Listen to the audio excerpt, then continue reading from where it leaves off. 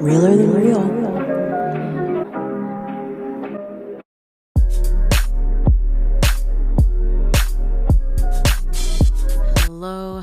Hello, everyone out there in TV land. Realer than real. Somber intro for a somber episode. So I'm recording this episode right now. It's Saturday, November 9th, 2024. Just a few days after Election Day, and your girl is gutted. I'm actually doing a little bit better now. I think if I, for some reason, attempted to film this episode, just the day of the election or the day after the election, or even the day after the election, I would have been a mess.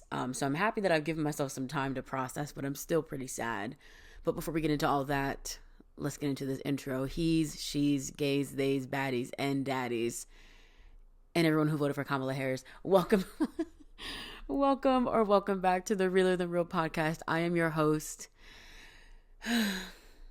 and your lived out best friend, Shamira.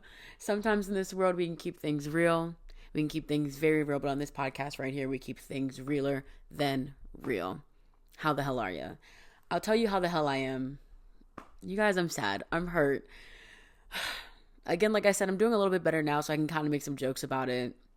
I can kind of laugh at how sad I am. But honestly, up until yesterday, I was still pretty down in the dumps. I've never cried over an election. I've never been this emotional. Even the first time that Donald Trump won, I was definitely sad about it. Make no mistake, I was definitely sad, but this time was really, really hard. Let's just talk about it. I mean, that's really all I have planned, is just to talk about the election and how I'm feeling and everything.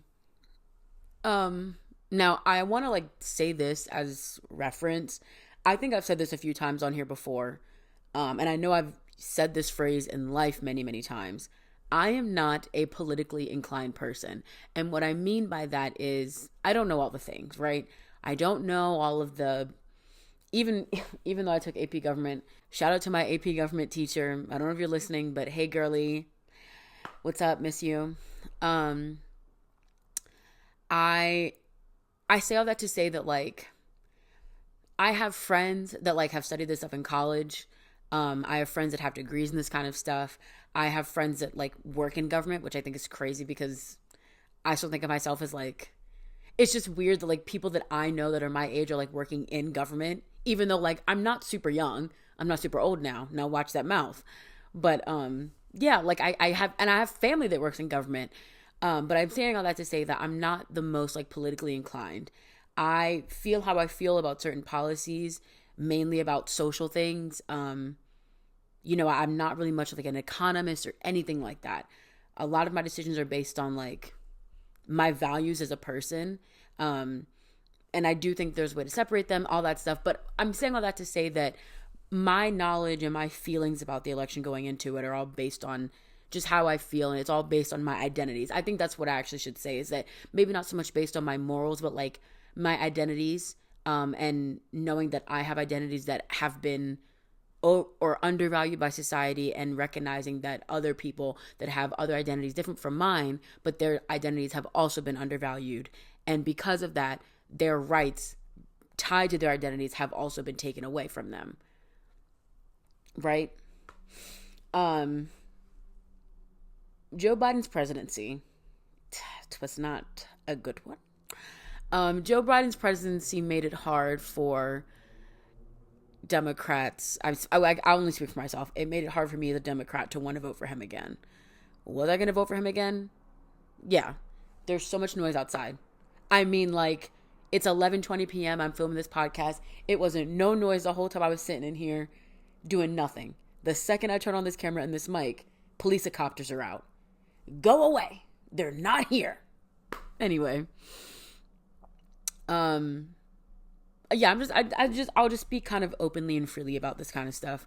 Joe Biden's presidency made it hard for me as a Democrat to want to support him. It was really, really difficult going into this election year. I remember I got this phone survey And it was just asking me about like asking me about my likelihood to vote for certain candidates. And I forget at what point in time the survey was. I feel like it was like a little bit before August.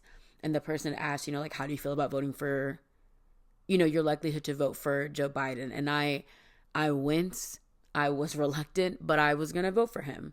And I know that as Democrats, we have this internal issue of like with the idea of vote blue no matter who, because Joe Biden, the things that he did and did not do in his presidency made it really hard to want him back again.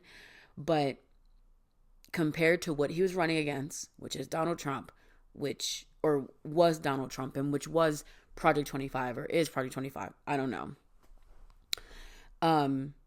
To me, that made my decision more clear. But I knew back in the summertime that when it was time to vote in November, when I would have to inevitably, at the time, what I would have to do is vote for Joe Biden, I was reluctant and I was nervous and I was afraid. Sometime during the summer, I generally have no idea when everything happened because time is just unreal and I have such a hard time keeping up with when everything happened. When Joe Biden dropped out of the race and it was announced that Kamala Harris would now be running for president, there was a lightness that I felt. There was a invigoration that I felt. And I felt excited about politics again. And I hadn't felt that excitement since Barack Obama ran. Now I know what you're saying. Wait, how old are you? I was not old enough to vote when Barack Obama was when he was elected. Was I? I couldn't have been. No, shut up, Shamira.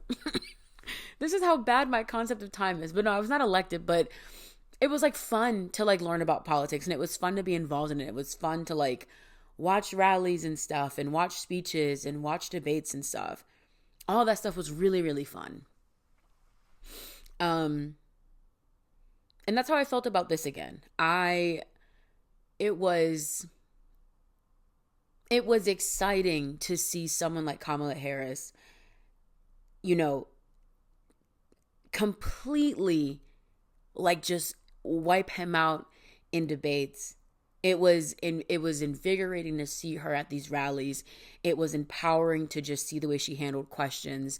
It was fun and interactive to see how she took over social media, to see the backing that she had by celebrities. It was really exciting to know that now, instead of come November, instead of having to reluctantly and painfully vote for Joe Biden, I was going to be able to vote for Kamala Harris and Tim Walz. I enjoyed getting to know both of them in the past 4 months. I wish we had gotten to know them a little bit longer, but it was really fun. Kamala, I think, being a Black woman, of course, that was one of the reasons that I felt so connected. But I think just in general, her passions and the way that she spoke about her policies and just her attitude about everything was really, really refreshing. And I'm going to talk about it in a little bit, but fast forward now, we're getting up to, so now we're at election week, right?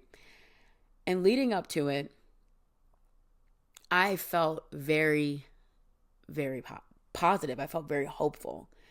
In my mind, and one of my friends, Emma, she phrased it really well, is that, when you kind of put yourself in this echo chamber, you do kind of feel like everyone's going to do the same thing. And I just felt like,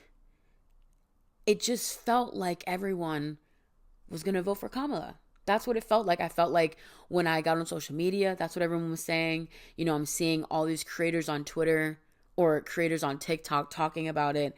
I'm seeing people make, the jokes on Twitter like, oh, me when Kamala wins. And I know y'all have seen that meme. It's like the like little white kids and they're like strolling. I know y'all have seen it. If you haven't seen it, it's very funny. But like, everyone's saying like, oh, can we wear our pearls when she gets elected? Like, because she's an AKA for those of you who don't know. And it just really, really felt like everybody was doing it. So I even though there was this air of like caution and we don't know what's going to happen next, I truly, truly believed in my heart of hearts that come November 5th, that's what everyone was doing. And in the early voting, that's what everyone did. It really, really felt like that. On election day, I had off of work, and election day was also my anniversary. So isn't that fun? It's me and Jared's year anniversary. Happy 2 years to us. Thanks, guys. Gifts are appreciated. I'm joking, but they are. But I'm joking, but they are. It's only 2 years. I'm absolutely joking. Do you get someone a gift for 2 years of just dating? Like, not even like being engaged or married, just dating? No, I think that's a little asinine. So I didn't pay attention to anything, but I was, I'm seeing all this stuff on social media, and I still felt like, it felt like everybody that I knew. And I'm not saying I know a lot of people, but it just felt like, it felt like we were locked in. Me and Jared, we get dressed up, we go to dinner, we're having a good time. I'm trying to not check my phone, one, just to like be locked into dinner with my boyfriend, but two, just to like, not get wrapped up into it, because I know once I start looking at stuff, I won't be able to stop. I think when we were on our way back from dinner, which was maybe about like 8:30, maybe 9:00, I looked on Twitter and I'm like looking at the like trendings or whatever, and it said that Texas was blue. So I'm like, no shot. I go and look at the map, and it wasn't all the way confirmed, but Texas was blue. And I said, first of all, wow, Beyonce and Megan. I mean, if that's not power and influence, I don't know what the fuck is. I was shocked. I was gagged. I was a gawk at it. And because of that, I said, oh, there's absolutely no, like, she was able to turn Texas, bitch, Texas, Tejas. I'm gonna sound like a broken record player, but I really felt like, bitch, if she got Texas to turn, it's raps. Like, it's raps. We got this in the bag. Literally 5 minutes later, I refreshed the electoral college map. Texas was red. I said, okay, y'all, Texas. Like, girl, don't nobody want you anyway. And that's why SpongeBob made that episode about y'all. Exactly. I really, really thought. But I said, okay, you know what? We can expect Texas to be red. I know about the red mirage. And it got to a point in the night where everyone was saying like, oh, like, girl, we're a little worried, like, what's going on? And, people who, again, study this stuff, political, historians, a lot of people were like, oh, you guys have to keep in mind the red mirage, and they're always going to count these states first because they have so few voters, or so few electoral college votes, so it's easier to like count their votes.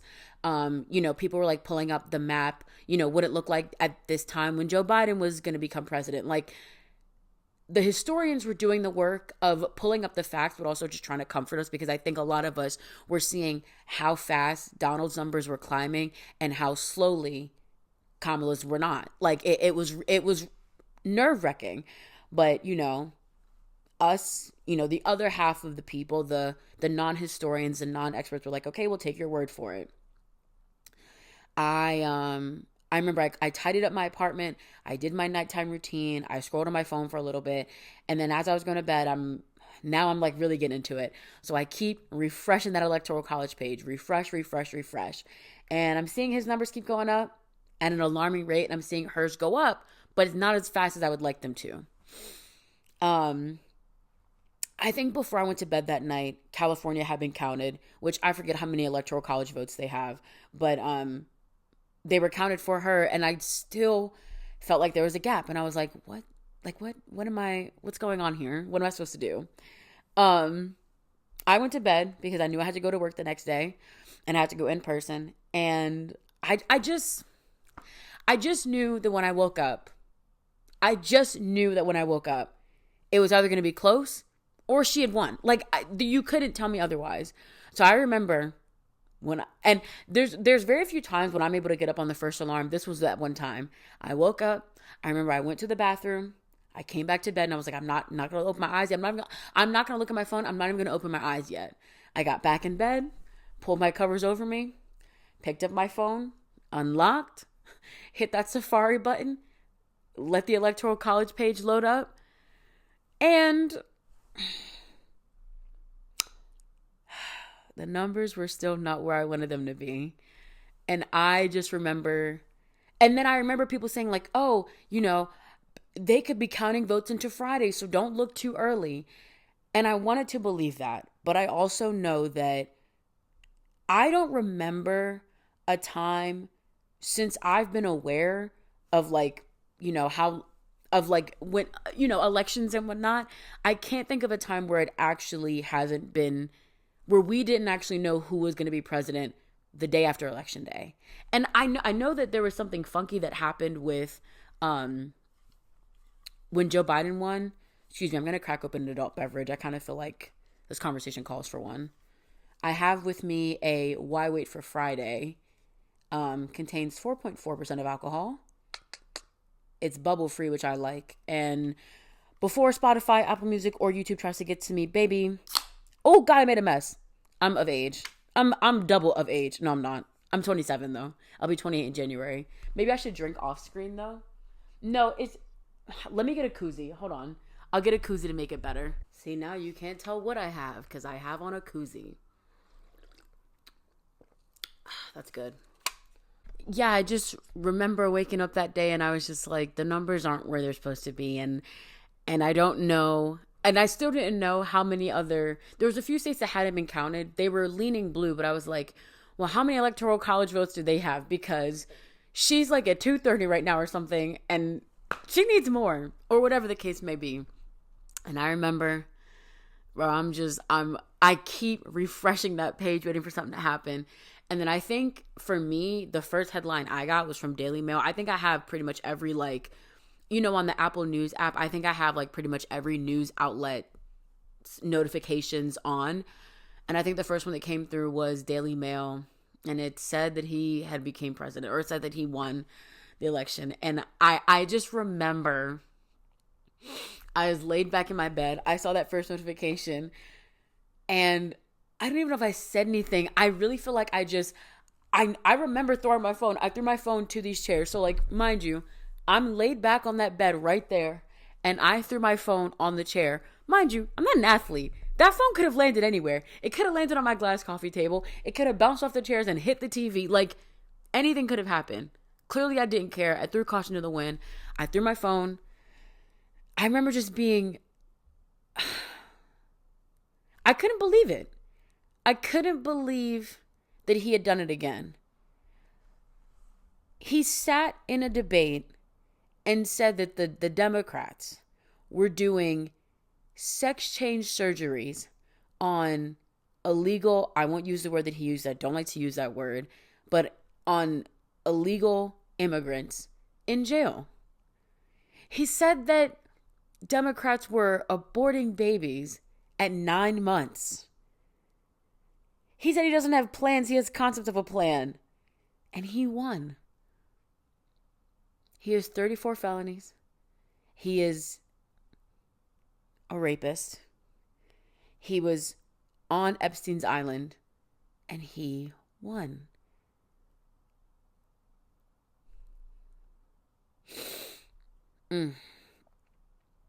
I couldn't believe it.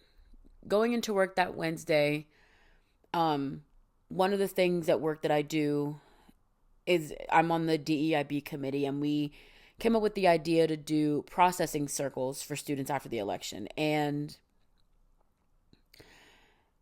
obviously me being hopeful that the election would have gone the way I wanted it to, I think when I took on the task, I thought it would be a lot easier. I also thought that in the event that Donald Trump won, I thought, okay, well, I've been through a Donald Trump win and a presidency before. I'm sure that I'll be able to handle it. We'll see what happens. And I wasn't, you guys. I wasn't. I remember getting ready that morning, and I don't even think I fully processed it, because I would just be in my bathroom. I'm like getting ready and I do a skincare step and I'd say, and I would be like, he has 34 felonies. And I'd do something else and I'd be like, he's a criminal. He shouldn't be able to run. And I'd do something else and I'd say, he doesn't even have a plan. And I would just get more and more angry, but I don't think it actually hit me yet. And I think I was fine. I was doing fine. And then I think I was on the metro going to work and I saw someone in a MAGA hat, which I've never seen in DC before. Like, I've been working in DC now I'm at my 3rd year now. I'm in the middle. Well, we'll say like two years and June, July, August, September, November. 2 years and almost 2.5 years actually. And I've never seen a MAGA hat. And this morning or that morning I did. And thank God I had on my glasses on the metro, because I like to sleep sometimes. And not on the metro though. That's a little much for me. But I had on my glasses and I saw this guy in a hat and he was just like laughing with his friends and having a good time. And it made me so emotional. And no Whitney Houston. And I can't even sing right now because I'm so sad. I can though. I get so emotional, baby. No, I got the key. I got the tempo wrong. I get so emotional, baby. It doesn't matter. See, that's how you know. I can't even commit to my bit well. But I just started crying. And, I'm like trying to contain it. I'm trying to like not let it be obvious that I'm crying. But even with the glasses on, it was still very obvious that I was emotional. Like, tears were streaming down my face. I'm like full on crying on the metro. It was a lot. And I get to work and I'm crying. I'm hugging my coworkers and I'm crying. Like, I'm just walking around the office, handling business as usual, crying. And I'm like, this sucks. I'm sad. Like, I'm in mourning. And to go and attempt to like help students try and process their emotions with the election was also really hard. And I remember I called my grandmother on the ride home and we were talking and she was talking about how upset she was. And that just made me so much more sad. I don't know why it made me so sad, but I was just, your girl was just not well. And I kept telling people that I felt this election or this loss of an election for me felt like I was in mourning. I was grieving. I truly felt like I was grieving. It truly felt like a loss. It felt like a loss. I felt like Kamala had promised us and she had spoke about so many things that just felt so hopeful for the future. I think despite personal successes, or just personal triumphs, I am afraid of what will happen to the world at a large, to this country at a large. But when I listened to Kamala Harris speak, I felt hopeful and I felt like, okay, there's a brighter future that doesn't involve struggles and it doesn't involve oppression and, there's going to be some hiccups along the way. But I do believe that this candidate who was born to be a leader and who I think the thing that I appreciated most above all else, of course I thought she was likable. Of course I wanted a black woman to win. Of course she was qualified for the job. Of course she does this thing where she speaks directly to the camera and she speaks to the person and she is making that connection with you. She is not speaking to, I think what Donald Trump does when he speaks to people, he brings out an angry side of them and he speaks to, I can't think of the other word, like it's uplift, but like it's uplift in a very angry way. And I can't think of the word. Enrage, I guess. He speaks to enrage people. Kamala speaks to people to uplift you in a positive way. She speaks to you in a way that takes your hand and pulls you up with her and says, we are going to do better. We're going to turn the page. We're not going back. Donald Trump points down to you and says, you're down there, but we're going to make it happen. But I think above all else, what I really appreciated about her, that, I don't see many qualities in Donald Trump, at least good ones. I'll tell you that much. But what I appreciated most about Kamala Harris is that she spoke about unity. And I've never, being a black woman in America, I can appreciate the idea that, we do need to work together. But I also understand the reality of, again, with my identities, um, I understand the reality of not getting that type of camaraderie and not getting that support from other marginalized groups. But when Kamala Harris spoke, I truly did feel like, she's not, her premises, what she is basing her campaign on is not divide. It's not, oh, it's us and then there's them.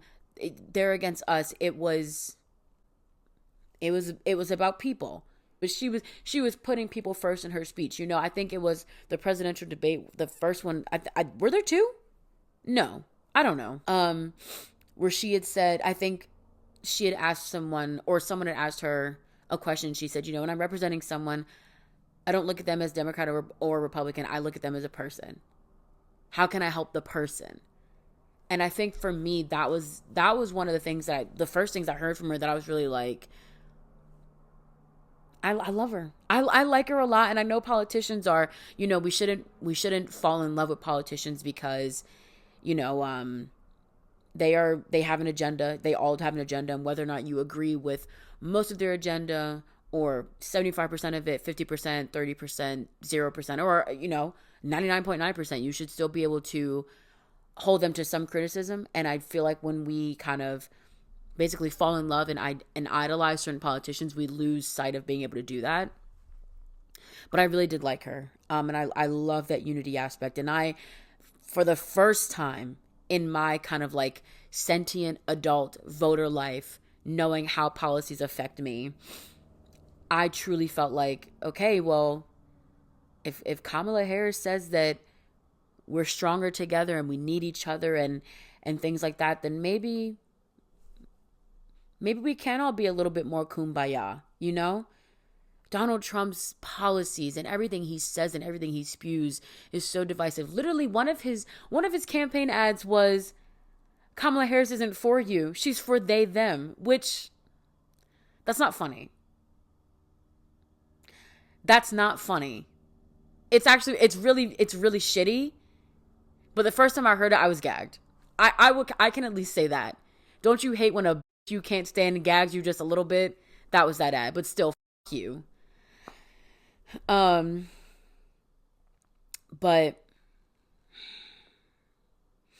I think that's probably one of the most scariest things about Donald Trump becoming president is that he literally incited an attack on the Capitol, right? Incited an insurrection. That's what it's called, an insurrection. If that's not divisive, I don't know what is. If that's not love, then what is? Sorry, quoting a song. I am physically incapable of turning off that part of my brain that connects to a song. It's really bad. Hello? There are just so many noises outside. I do not like it. Yeah. He incited a Capitol riot when he lost. Everything in his campaign was filled with hate. And if he wasn't saying things that resulted in hate, it was his followers, his vice president, people that voted for him. He is just a man that is fueled by hate and separation and divisiveness. And that is what makes me the most afraid about what the next 4 years could look like. Again, I'm a black woman. I am no stranger to adversity. And I will say, maybe based on where I live and things like that, I am a stranger to someone acting out on those adversities, someone acting out on those differences, and directly to me. And I think that that's what I'm really afraid of. I experienced my first bit of it on Twitter this past weekend. I don't know who the account name was, but when I find you, it's raps. Let me not even say that because I already threatened him once. And then my account got deleted. You guys, my account got deleted on Twitter. Now I'm by no means popular or famous on Twitter. I had 1,000 meager is that the right word? Meager followings. But one of them was from one of my favorite reality TV stars. And now that my account is gone, I don't know if she'll follow me again. But you have some bonehead, some complete jackass, idiot, nincompoop piece of work tweeting, "Your body, my choice." Now let me say that again, close to the mic so you can hear me. You have a white man on Twitter tweeting, "Your body, my choice." So I'm like, oh, well, if the ignorance is starting already, if the ignorance, the hatred, and the divisiveness is starting already, I got one for that ass. I may or may not have said that I would pew pew him and end him. I said it a lot more direct than that, but that's what I said. So I tweeted that, I'm like, oh, whatever, LOL, it's Twitter. People say things like that all the time. I go back a few hours later, I go to check my email, I get an email from twitter.com, Twitter HQ, saying, "Yeah, honey, we have to get rid of your account. You're doing too much." I said, oh, me? What'd I do, stink? Yeah, they got me up out of there. It's fine. I made a new account. Elon, you will never know peace, bitch. You'll never know peace, ho. I made a new account, though. But I'm just sad because I feel like it's not like, I feel like, social media now is so customized by like your algorithm and how you curate it. It's going to take me so long to get my shit back to where I want it to be. So I'm already feeling the effects of the divisiveness. And I'm kind of joking, but like, I'm also kind of like, that's not fair. And I'm not even trying to be I'm not trying to be childish about it, but like, I'm sorry, he quite literally started it.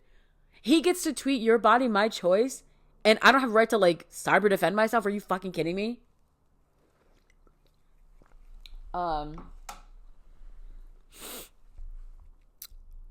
Going back to how I felt, I think aside from knowing how divisive Donald Trump and his policies and his followers can be and his voters can be, there was a lot of things I think that shocked me and still continue to shock me as I'm still processing the results of the election. I think the first thing, and again, my friend Emma said this really well. So I'm quoting her when she said it, but she said that as she was looking at the numbers on the actual night of the election, how she just felt betrayed by people because, again, we put ourselves in this echo chamber. We really thought that she was going to win because we felt like everybody was voting for her. But then when the numbers weren't reflecting that, it kind of felt like, damn, where y'all at? Like, did y'all get lost? Did you check the wrong? I mean, did you like oh my God. Did you shade in the wrong circle on your ballot? Like, what happened? Because the votes are not adding up to what people said they were going to do. And aside from the echo chamber, right? Aside from putting yourself in situations where you are surrounded by like-minded people, it's not a bad thing, but you keep thinking that everyone's going to do the same thing and they're not. I do feel like a lot of people lied. I do feel like, and I can't speak for like people that I know directly, but I'm speaking about maybe on a larger level, right? Some of these celebrities and these influencers that told you they may have endorsed one candidate, but they did another thing. And I know it in large shouldn't matter. I would never base my vote on a celebrity's endorsement. It is kind of nice in like the parasocial sense, I guess, to know that you and a celebrity, that you appreciate them for their work or their talents or anything like that. It is kind of nice on a parasocial level to know that you guys are voting for the same person, because I think it shows that you all like have aligning views. But I would never base my vote on that. No, I would never base my vote on that solely or at large. But particularly when it comes to influencers, because this was a lot of the talk on social media kind of the days after the election, is, you can look up your favorite influencers and see what party they're registered for and all this stuff. And, if they said they were going to do one thing, chances are they probably didn't do another thing. Now, I will say, I don't know. I think people go and vote. I don't know if people are aware that you can change your political affiliation. But I think you should. I mean, I think you should keep it as up to date as possible. Voter records are important. I guess you want to keep that as updated as possible. But yeah, I mean, that is another aspect to it that I really do think a lot of people just straight out lied. And again, who you are going to vote for. Even your political affiliation, I guess, that is privileged information. You absolutely don't have to share that with people. But I think this election was very important for people to know kind of what side you're on. And I'm going to say something that I think is going to be the next point to that. Or I'm going to respond to something that I think a lot of people's counterpoint to that is. But this was a very important election, do I think, to let people, especially those in kind of marginalized communities, know where you stand. And to hide that, or not even to hide it, but to go about it in a way where you're hiding information from people like that is, I mean, a hit dog is going to holler. That's all I'm going to say. I'm going to talk about, I feel like this conversation, this idea of can you be friends with someone who has opposing political views with you? This has been a conversation that I've heard probably ever since Donald Trump has been involved politically into things. It's so weird because I feel kind of both ways about it. In some ways, I think this conversation has a little bit of context and nuance to it. And it's sometimes maybe not as black and white as we feel like it is. But in other ways, I'm like, well, no, it's like I can't. Case in point, right? I'm going to take Chaperone as an example. I think Chaperone, she was in hot water a little bit before the election because she wouldn't endorse a candidate, and people were getting upset with her because they felt like she should. They felt like because she had family members who had endorsed Trump or who had been Trumpies, they felt like some fans felt like they owed her or that she owed them that endorsement, that public endorsement. Make it public at first. I think she was reserving space to leave criticisms for both candidates, which again, I think is also very valid. And I think eventually she did say who she was voting for. Chaperone did. And for me, I think people also she's been getting picked apart lately for so many reasons, which I feel so bad for her because I think she's such a talented person. And I think that every new kind of group of celebrities, there's just some that are just easier to pick on for some reason. I'm not saying that they don't bring it upon themselves, but I'm also not saying that they deserve it half the time. But people were kind of criticizing her for still being close with her family despite supporting Donald Trump. And I don't know the level of support that they have for him. I don't know if they are gung-ho MAGAists, MAGA dolls. I don't know the full spectrum. And I think that sometimes there needs to be a larger conversation about what it looks like to have family members be on the different political side from you, because I think that looks a lot different than friends. And the reason I think that looks a little bit different is because, thinking that if you're a more liberal leaning child of a more conservative / Republican leaning family, but you also have grown up with them and they've never really done anything wrong by you and they've always treated you very kindly and very sweetly, then I feel like that creates kind of this weird tension between the two. I've never had to experience that, so I can't speak fully, but I do have friends and I know people that have been in those situations and they're like, oh, well, love my grandmother, but she's a bit of a raging Republican. And sometimes it can be too much, but I love her dearly. And I think we have people in our lives like that. You know what I'm saying? You have friends who listen to problematic artists, or you have friends that support problematic artists. And it's well, maybe not friends, but family members. And there does create this duality there. And I think that there's different levels to their support and how that will affect your relationship. And that's how I feel about the whole political thing. And I feel that to an extent with friends, but then I think I think then when it becomes an issue to me then, and I think this issue at large is okay, you have certain views, but then and this is where that tension comes in, because it's I care about you as a person, But by you casting that vote for all of these things that Donald Trump and the Republican Conservative Party stands for, they are directly going to affect me. And I don't know how you, as my friend or my family member, can vote for someone like that. You know? I don't know how, if you're a black person, right? You as a black person went and voted for Donald Trump, knowing that in the Project 2025 decree, or whatever the fuck it's called, whatever the fuck it's supposed to be, he's going to give police immunity. Who is that directly going to affect? And of course we talk about like appearance politics and all this stuff. Like, I won't get into it now, but the black people that voted for Trump, the first thing they're going to try and say is, oh, well, just don't give the police a reason to shut the f-. Do you know how stupid you sound? But you know what? Black people, one thing about us, our numbers were low for Trump, and that's how it should be. No, it should have been 0, but we're pretty low. And as a black woman, I was getting a little bit nervous about some of y'all. The black men, look, I know, y'all didn't do it.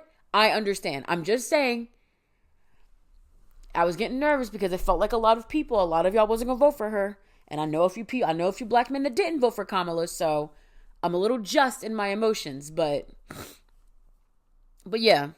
It's just, it gets to a point where I'm like, and so many people that I know personally, and instead of, to see that they were posting that on their, on their Instagram stories, on Twitter and things like that, they were posting like, oh, well, you shouldn't cut someone out of your lives because of their political views. But how can I not? When I feel like you voted for things that are going to directly affect me or directly affect populations of people that I care about. Am I a gay person? No. Am I a part of the LGBTQIA plus community? No. But if you know me, I care deeply about that community. Why would you vote for someone who is going to create policies that will hurt that community? And I think the reason that people don't understand how deep it goes is because, I think people are like, oh, I voted for Trump and, gay marriage won't be legalized or whatever. That's the worst he's going to do. But it can get so much worse. And I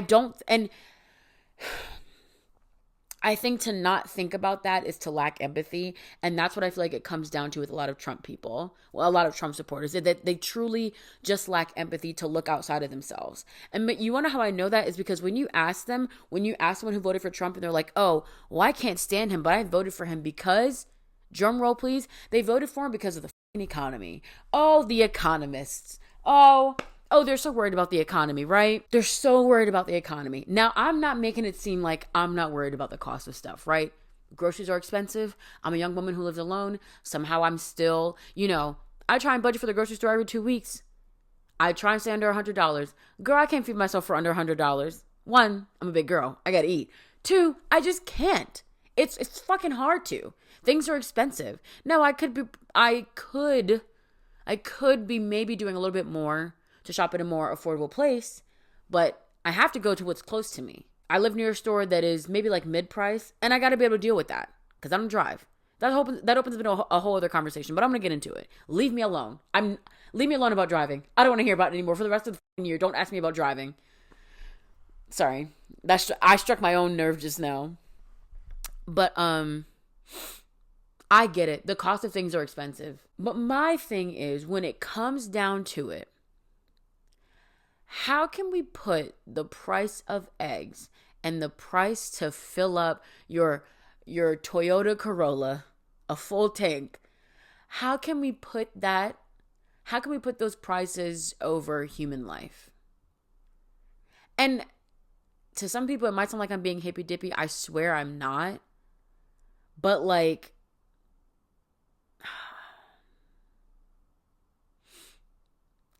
to put the price of eggs over the price or the cost of what it will be for,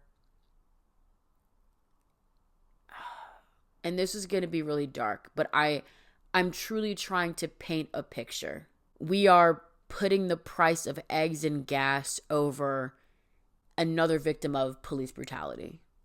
We're putting the price of, gas and eggs over a young girl in her 20s. She doesn't have the money. She can barely afford to get by on her own. She had one night, wasn't using the best judgment. She got pregnant, and now what? So now this mother has to bring a life into this world. A world that it doesn't give a damn about children. Mind you that. You want her to put a kid in this school system? When every time... Now, don't make me say it, y'all. Don't make me say it. Every other month when there's a school shooting, and all the Republican Party can... First of all, the only thing the government can ever say is, we're so sorry and we wish that this didn't happen, and thoughts and prayers and stuff. When the people that are in power don't even believe in restrictions on guns, but yet they want to force people to have children. That actually doesn't make any sense to me. That doesn't make any sense to me.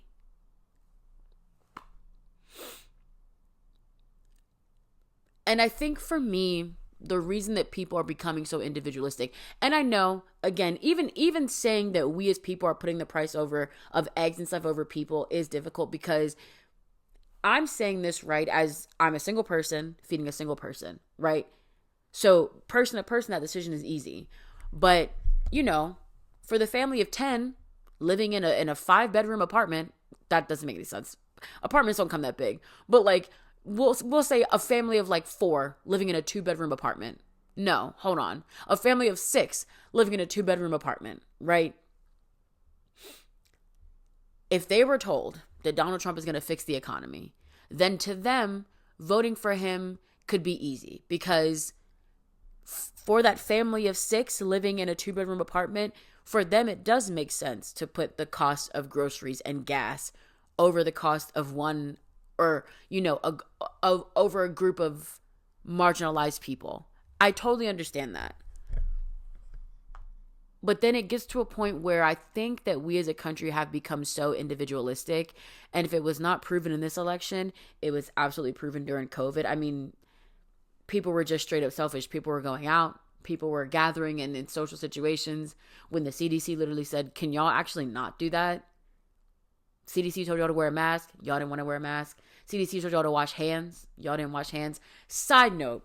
I need to tell as many people about this story as possible. This has nothing to do with what I was just talking about, but I need to tell y'all this. I was at work, right? And I went to go eat lunch at a local Panera. I'm sitting in Panera. I'm sitting down ready to eat. I'm on my phone scrolling. I look up. I smell the most pungent bleach smell of my life. I said, and at first I didn't even look up, because I'm like, oh, they're just wiping down tables, but they could have diluted that bleach a little bit more. But I'm also they wouldn't be cleaning the tables with bleach in the middle of the day. That's intense. And this was lunch rush. It was very busy. But the smell is getting stronger and stronger. But in my peripheral, I'm not seeing any Panera workers around. I'm like, what the hell is going on? Girl, when I tell you, I look up, y'all, and see a man. He is quote unquote washing, and I'm using the thickest, heaviest air quotes right now I could possibly use. He is washing his hands with bleach, toilet bowl cleaner, and dumping water onto his hands in the Panera dining room. When I tell you the smell of bleach, it stuck its 2 fingers up my nose and jacked me up by my nostrils. Y'all, I was disgusted. Because and the gag to me is that a little squirt bottle of sanitizer would have been cheaper. And y'all, it was a full-size bottle of Lysol toilet bowl cleaner. Anyway, why did I bring that up? Oh, right. The CDC told y'all to wash y'all hands, and y'all didn't want to wash y'all hands. So I knew from them we're a very individualistic society. But it's just really disheartening to see that take place in this election. The last thing I want to touch on about the election before I wrap this segment up, looking at the stats of the people that voted for Trump, first of all, and I don't want to generalize, but white people, is y'all cool? I think the thing for me about it And I'm speaking about white people en masse that voted for Donald Trump, right? And this is the thing, when I talk about that divisiveness that Donald Trump perpetuates, he has made it so that the white people that voted for him, they feel like if they don't have him in power, that they lose power in general in society. And I'm going to be very honest, and I'm going to touch your hand when I say this. White privilege will always be a thing. No matter what, and the thing about the worst type of white person is that they feel like when any marginalized group gets a law created for them, gets any type of like publicity, whether it's like in the Olympics or even in music and stuff, any type of recognition for anybody else other than a white person, for this specific type of white person, they look at it as an L. They can't handle it. They feel like they're losing their power in this world. You would still have your white privilege, and whether you realize it or not, you're always going to be in the majority. So what, like, and I know I'm simplifying what hate and prejudice and racism is right now, but to me, I think that's that's the thing that jumps out to me the most. Some of y'all white people are so sick and twisted. Like, and that's putting it lightly. Sick and twisted is putting it lightly, and I'm keeping it cute for the internet. Some of y'all need help. Like, real bad. I'm gonna jump back to white people in a second. Latino and Native American men, I think voters in general, but specifically Latino men, I know that Donald Trump got a lot of Native American voters. Are y'all okay? Honey, you are a marginalized group. You are not in the out crowd, or you are not in the in crowd. And there's a larger conversation there that needs to be had about within these marginalized groups, there's always going to be a subgroup within that group of people that feel like they somehow, based on certain performances that they do, that they have a proximity to that type of like the ideal in the US, which is unfortunately whiteness. All of these marginalized groups have people that are trying to find some way to connect themselves to whiteness so they can feel better about themselves. Now, I can only speak from the black woman community, but from the black community in general, I won't speak for Latinx. I won't speak for Native Americans. I won't speak for any other marginalized group. But from one marginalized group to another, honey, you will never be white. So let's stop trying to create proximities to that. At work, me and my supervisor, we were talking about how it feels like this generation does a lot of drugs. And I mentioned that I felt like this generation was like basically becoming hippies again, because I just kind of feel like, or maybe some of you don't know this, but I work on a college campus. So I'm seeing kind of like the young adults of this generation, and they're very free. They dress however they want. They listen to whatever music. They do whatever drugs. They're just a very like freeing culture. Obviously, I was not around for the first wave of hippies, but I'm like, yeah, they kind of feel like the new age version of hippies. And they're very like down with the man and protest everything and fight for your rights and love everyone. And that's another reason why I thought that we had Kamala in the bag. That's why I thought that I was like, oh, my girl's gonna win. Because Gen Z, these are the hippie dippies now. They don't want whatever Trump is giving. They want Kamala. So I'm like, yeah, we definitely have this. So many Gen Z men have more conservative views. And let me say this, right? Do I think conservatism is an inherently bad thing? Actually, I really don't know. And this is what I say this is what I mean when I say I'm not politically inclined. I don't know. It is just so shocking to know that so many young people have such conservative views. And I would see it sometimes on TikTok. I would see like a girl be like, oh, I don't know. Like she would just post something like wildly conservative. And I'm like, well, yeah, she's young, but maybe she's from a conservative town or she's just raised like that. Because, obviously conservative people come from conservative families. That's nothing new. But it's very jarring to know how many of them do have it. Do I think it's a bad thing? No. Do I think it's a bad thing that kids want to go to church and all this stuff? Not at all. Ooh, that scared the shit out of me. But do I think it's bad when it comes to how many of them conflate conservative values with the amount of hatred that comes with it in 2024? Yes, that's very scary, because I thought that we were getting to a point in generations where we were getting away from that hate and we were seeing people as people and we were valuing people's identities and differences, and we were creating platforms to boost people up on.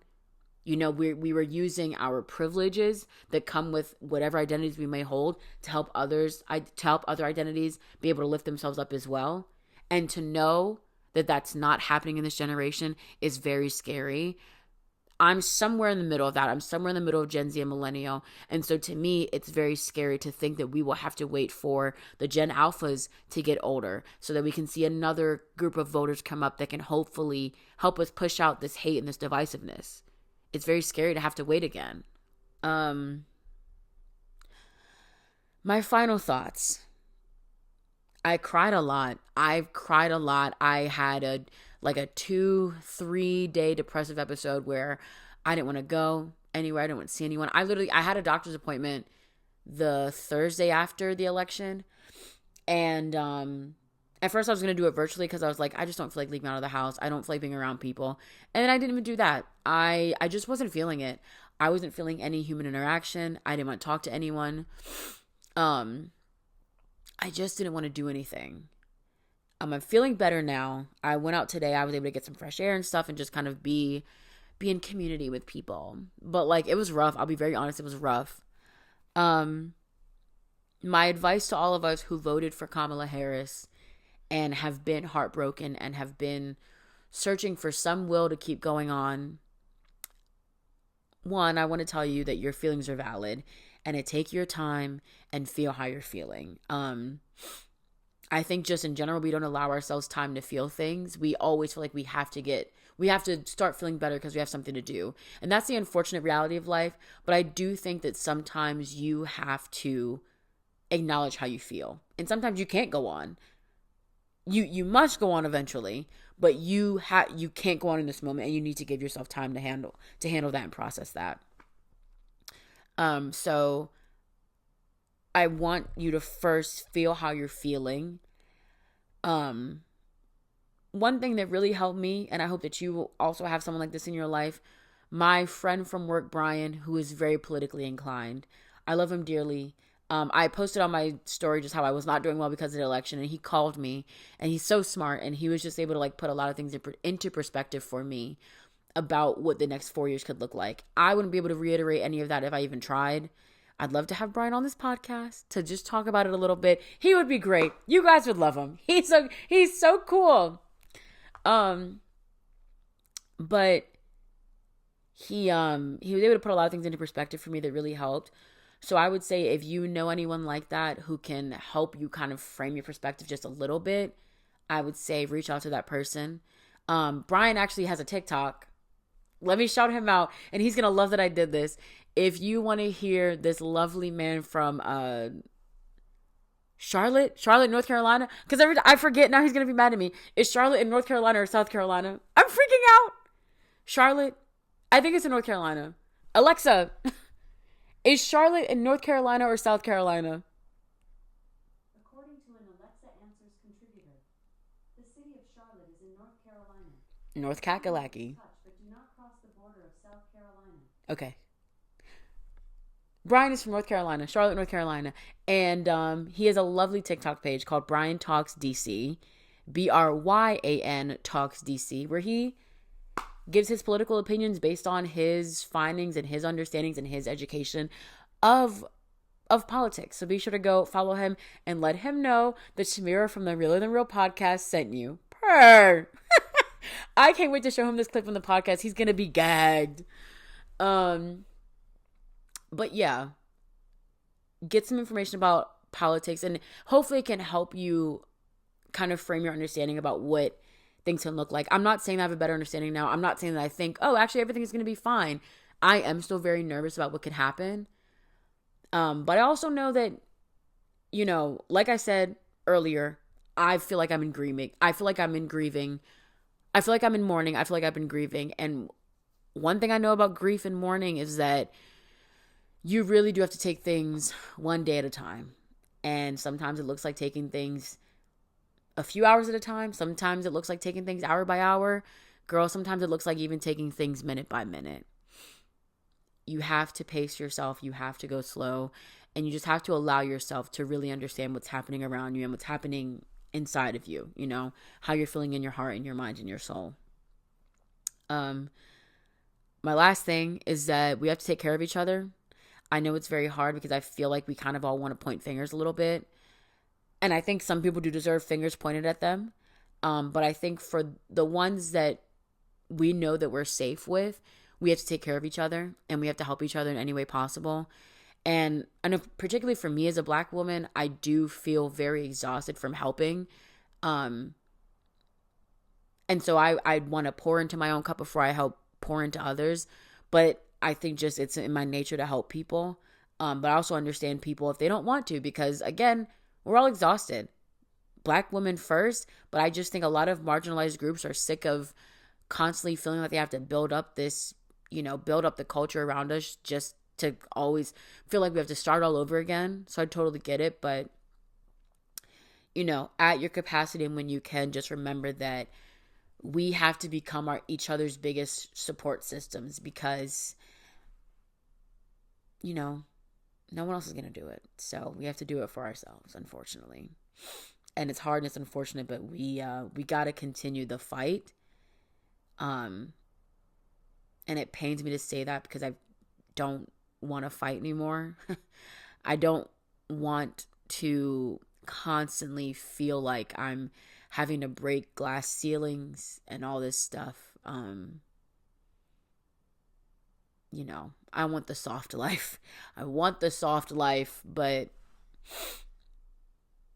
I guess we have to keep working for it.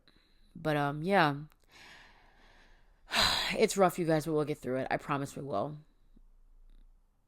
I don't know. I don't know if we will, but we have to try, right? We have to try, you guys. With that being said, we're going to take a quick break and we'll be right back.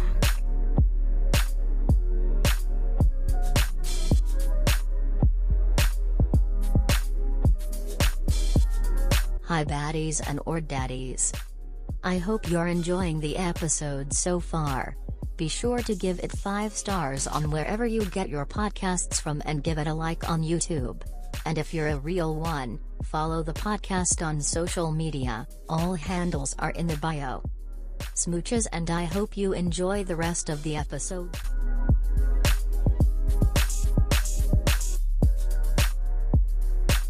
End of the first segment, beginning of the second segment, you know what we're getting into.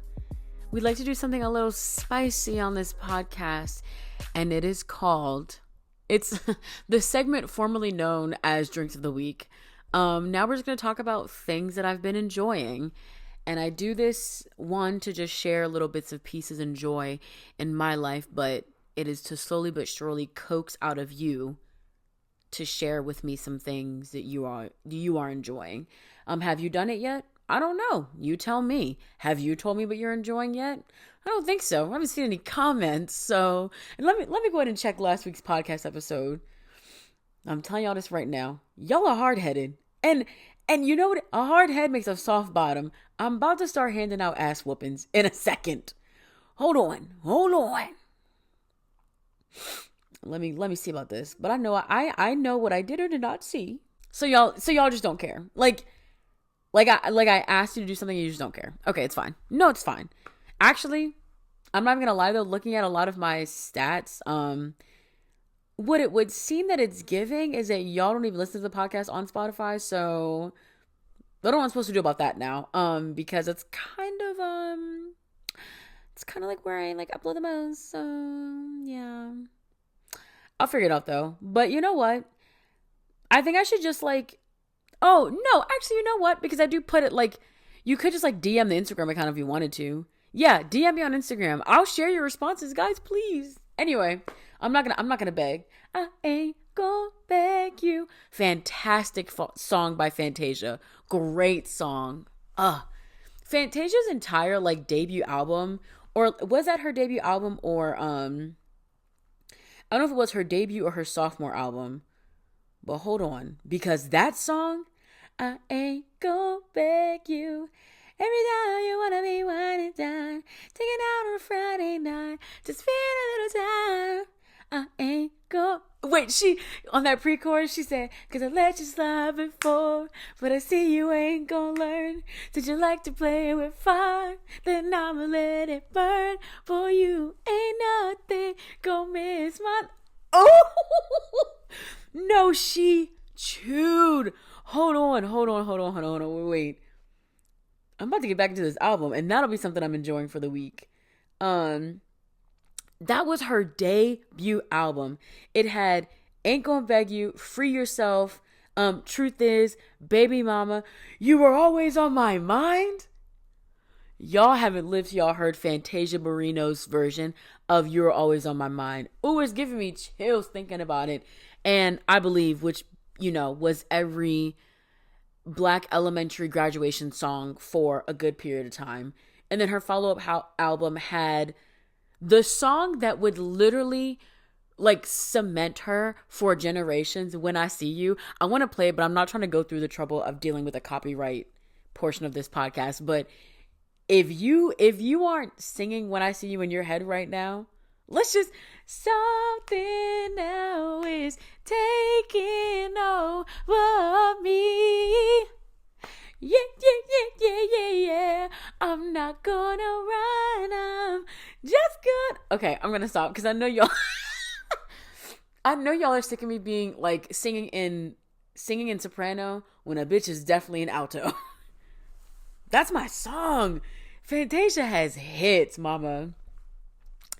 Anyway, before I got distracted, things I'm enjoying lately. God, what have I been enjoying? It's very hard to find joy nowadays, but and I'm trying to think of things that I've been enjoying that I haven't already said. I don't know. I've been enjoying things, but it's been the same things that I've already been enjoying. So I'm trying to think of other things that I found joy in. I really don't know. Oh, I'll tell you something I've been enjoying. So I'm really trying to limit the amount. Well, let me go back. I've been trying to get my budgeting correct for a while, which means that I've had to get my spending habits together. And I was finding that a lot of the times I was stockpiling things, which it's a natural thing. I don't think it's something that's new. A lot of people will kind of blame this on social media in recent years, pushing consumerism. And I don't completely think that's true. I think that there are certain things people just like to stock up on. Because it's just nice to have it so that especially if it's something that you use often, I don't know, toothpaste. Let's say you live in a 4-people household. You're gonna want to stock up on toothpaste because it's gonna go rather quickly. But I found that I was stockpiling up on things that I didn't have to. And for me, it was I was in the mindset of let's say it's a facial cleanser, right? And I would buy, so the cleanser that I use right now is the La Roche-Posay. She's a little pricey, just a little much than I would like to pay for a cleanser, but that's what I buy. And I would buy maybe 2 at a time. And again, because she's pricey, that price would then double up to be double pricey. And it would be okay, well, I'm going to spend the money on it regardless, so I'll just have them. And I'm going to use both of them. They're both going to get used, so that's not the issue. But it is just kind of I don't need to build a mini market in my house of products. I never got to mini market levels, but there are certain things, I think that as a woman, we just end up stockpiling that we don't need to. For me specifically, being a Black woman with natural hair, I feel like consumerism really shows its ass there, because you're always the second you could have just bought a new gel to use as a Black woman, but the second you see a video and someone's oh, I love this gel because it doesn't leave flakes and it's very hydrating, you will go and buy that gel. And now you might use both of them. Periodically you might switch out between the two, but it's just it got to a point where I was I have too many hair products. I'm not using any of them. I have so much skincare right now. Some of it was sent to me through PR. So it's not I bought it all, but I'm I need to use what I have first so that I can understand what things really work for me and what don't. But 2, what products I actually want to use again. And also knowing what products I can go without. I've recently started using vitamin C in my skincare routine. My light died. I hate when this happens. I hate it. And I was sitting here on my break between the first and second segment, and I was should I turn off the light? And then I just didn't. And now my light's dead. Granted, I still have my other lamp, so I think we're fine. I'm not getting up. I'm sad. So that's fine. Sorry for the baddies that are watching. The quality has changed a little bit, but we're still locked in, honey. Maybe I should turn on the other light. I don't feel like getting up though. I hope it's plugged in. Oh God. Life is just so hard. God. Oh, perfect. It was plugged in, you guys. It was plugged in. Everyone, don't worry. We're fine. Okay. Anyway, what was I saying? Basically, I've just been enjoying being able to actually use the products that I have, being able to finish things and actually clear out space. Like right now, under my sink where I keep all my hair products, I just recently finished a curling cream, a mousse, and a hair oil, which those are things that I feel like you never really finished. You just kind of like buy a new product to replace it. And then when you're like down on your bottom luck, you're like, oh, let me move all these 7 bottles out the way. Oh, I have this jar back here. That's just enough product in me or that's just enough product in it for me to use just as one last time. I've been enjoying that because I think it's given me a better perspective on like how fast I'm using products, how to better budget for products and things like that. So yeah, I think that's one thing I've been enjoying is using what I have and understanding my use of products better. What else?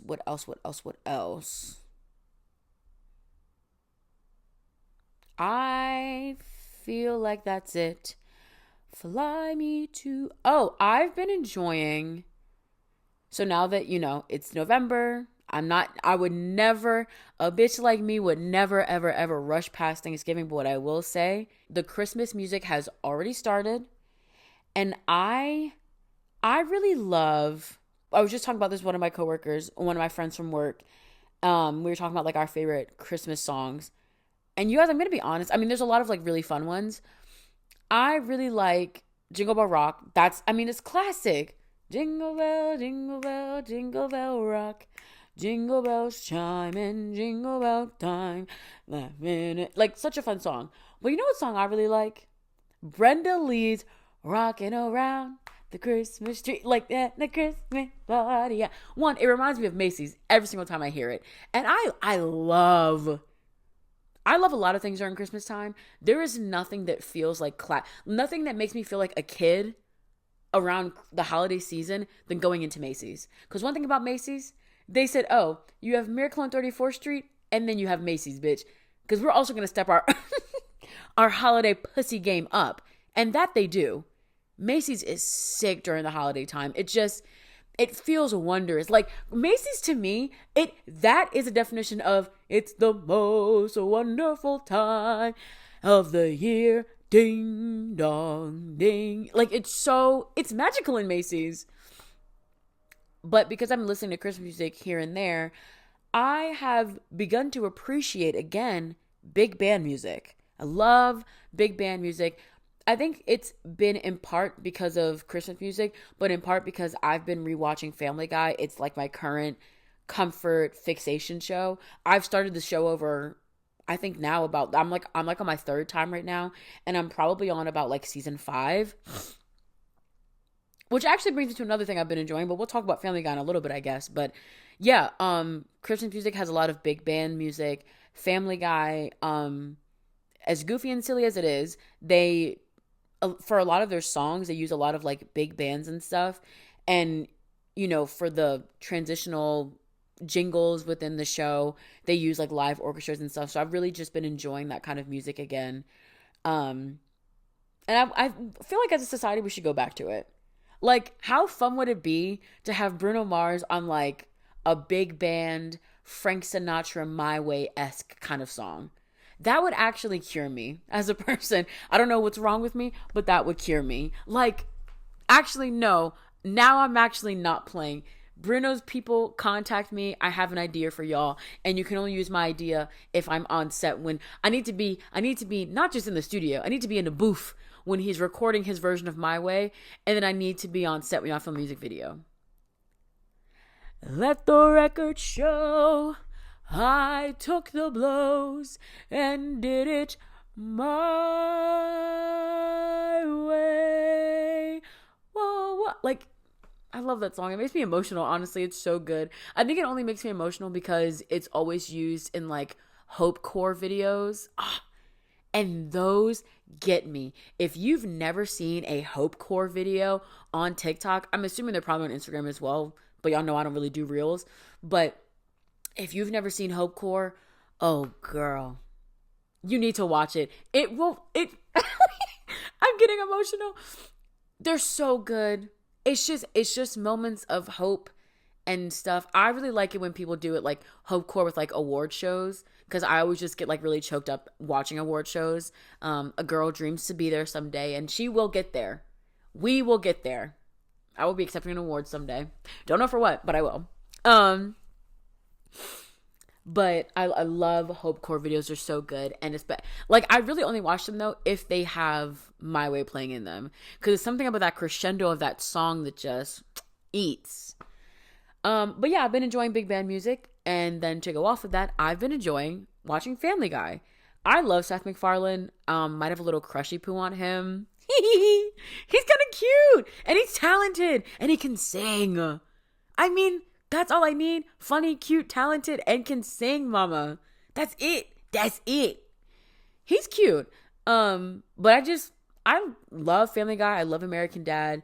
I kind of go back and forth between which one I'm more fixated on at the time, and right now it happens to be Family Guy. It's just really good. It's just funny as hell. I've been watching like the earlier seasons, which I feel like when I was too young to actually watch Family Guy, I would hate when like an episode from the first few seasons would come on, because like, the graphics wouldn't be the best, and like it just like wasn't, compared to like a season 11, it's like, oh well, what is this? But now streaming it all on Hulu and being able to like access the entire catalog of it whenever I want, I find myself going back to like season 3 and season 4. Like, I think one of my favorite earlier episodes is the one where Brian, he like starts to work for the cops because like he's a dog and he has amazing smelling, but he ends up like getting addicted to drugs and stuff. And it's just, I don't know why, but something about that episode just like scratches my brain. I also liked it they do this like throughout the show a lot, or not a lot, but they do this throughout the seasons.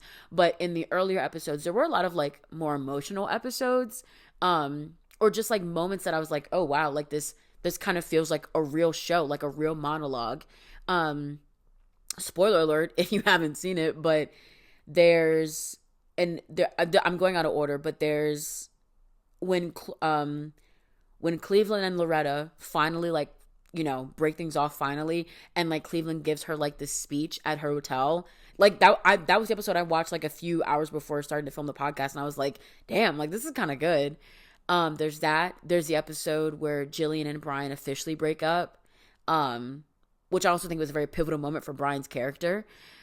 And then the episode, which is probably one of their first like very emotional ones, but it's the one where Brian is like saying goodbye to this like old woman that he like was sent to like help her because she's an old woman, but then he ended up like falling for her and she ends up dying. Like that episode, especially juxtaposed with, oh, come on now, juxtapose? Come, pat myself on the back for that one. But that scene juxtaposed with Peter saying goodbye to these swallows that he's been letting live in his beard is really nice. And then now to think about it, like in later episodes, when Carrie Fisher passes, which for those of you who don't know, Carrie Fisher voiced Peter's boss at the brewery, Angela. When she passed, in the show, Peter does a monologue for her character, and it's really, really good. Like, it's short, it's comical because it's Family Guy, but it was really good. And the first time that I'd heard it, I like for a second forgot that Carrie Fisher had passed away. So like when I listened to it, I was like, oh, this is nice. And I was like, oh shit, wait, like this is a real monologue for not only just Angela the show, but like not only just for Angela the character in Family Guy, but like this is also meant to be like Seth MacFarlane way of like giving a eulogy to Carrie Fisher, and it just added on an extra layer, and it was really nice. There's like a few, one of my favorite like serious Family Guy episodes, I want to say it's in season 6, and it is Stewie and Brian, and it is an episode that is it completely takes place in one location. There's no cutaways, which obviously Family Guy is famous for cutaways. And it is just Stewie and Brian, and they're locked in a bank safe like for an entire weekend, and I love it. It's so good. I think the dialogue is great. It's very realistic. It's still a cartoon, so it's still like is playful and whatnot, but that's a really, really good one. That's one that I watch when I'm like, I need something serious. That's one that I watch when I still want like the fun lightheartedness of animation, but I still want something serious, but I don't want to watch BoJack Horseman. Look up that episode, Stewie and Brian. I'm almost sure it's in season 6. Actually, I could literally just look it up because I have a device literally at my fingertips. Let me see. Oh, it's called Brian and Stewie, and it's season 8, episode 17. But yeah, great episode, phenomenal. Look it up. Another one of my favorite Family Guy episodes. I love the murder mystery one, and then there were fewer. I want to say, I'm really actually bad at guessing which seasons it is, because I want to say that is the first episode of season 9, but I could be wrong. If I'm right though, y'all owe me $1. So let's see.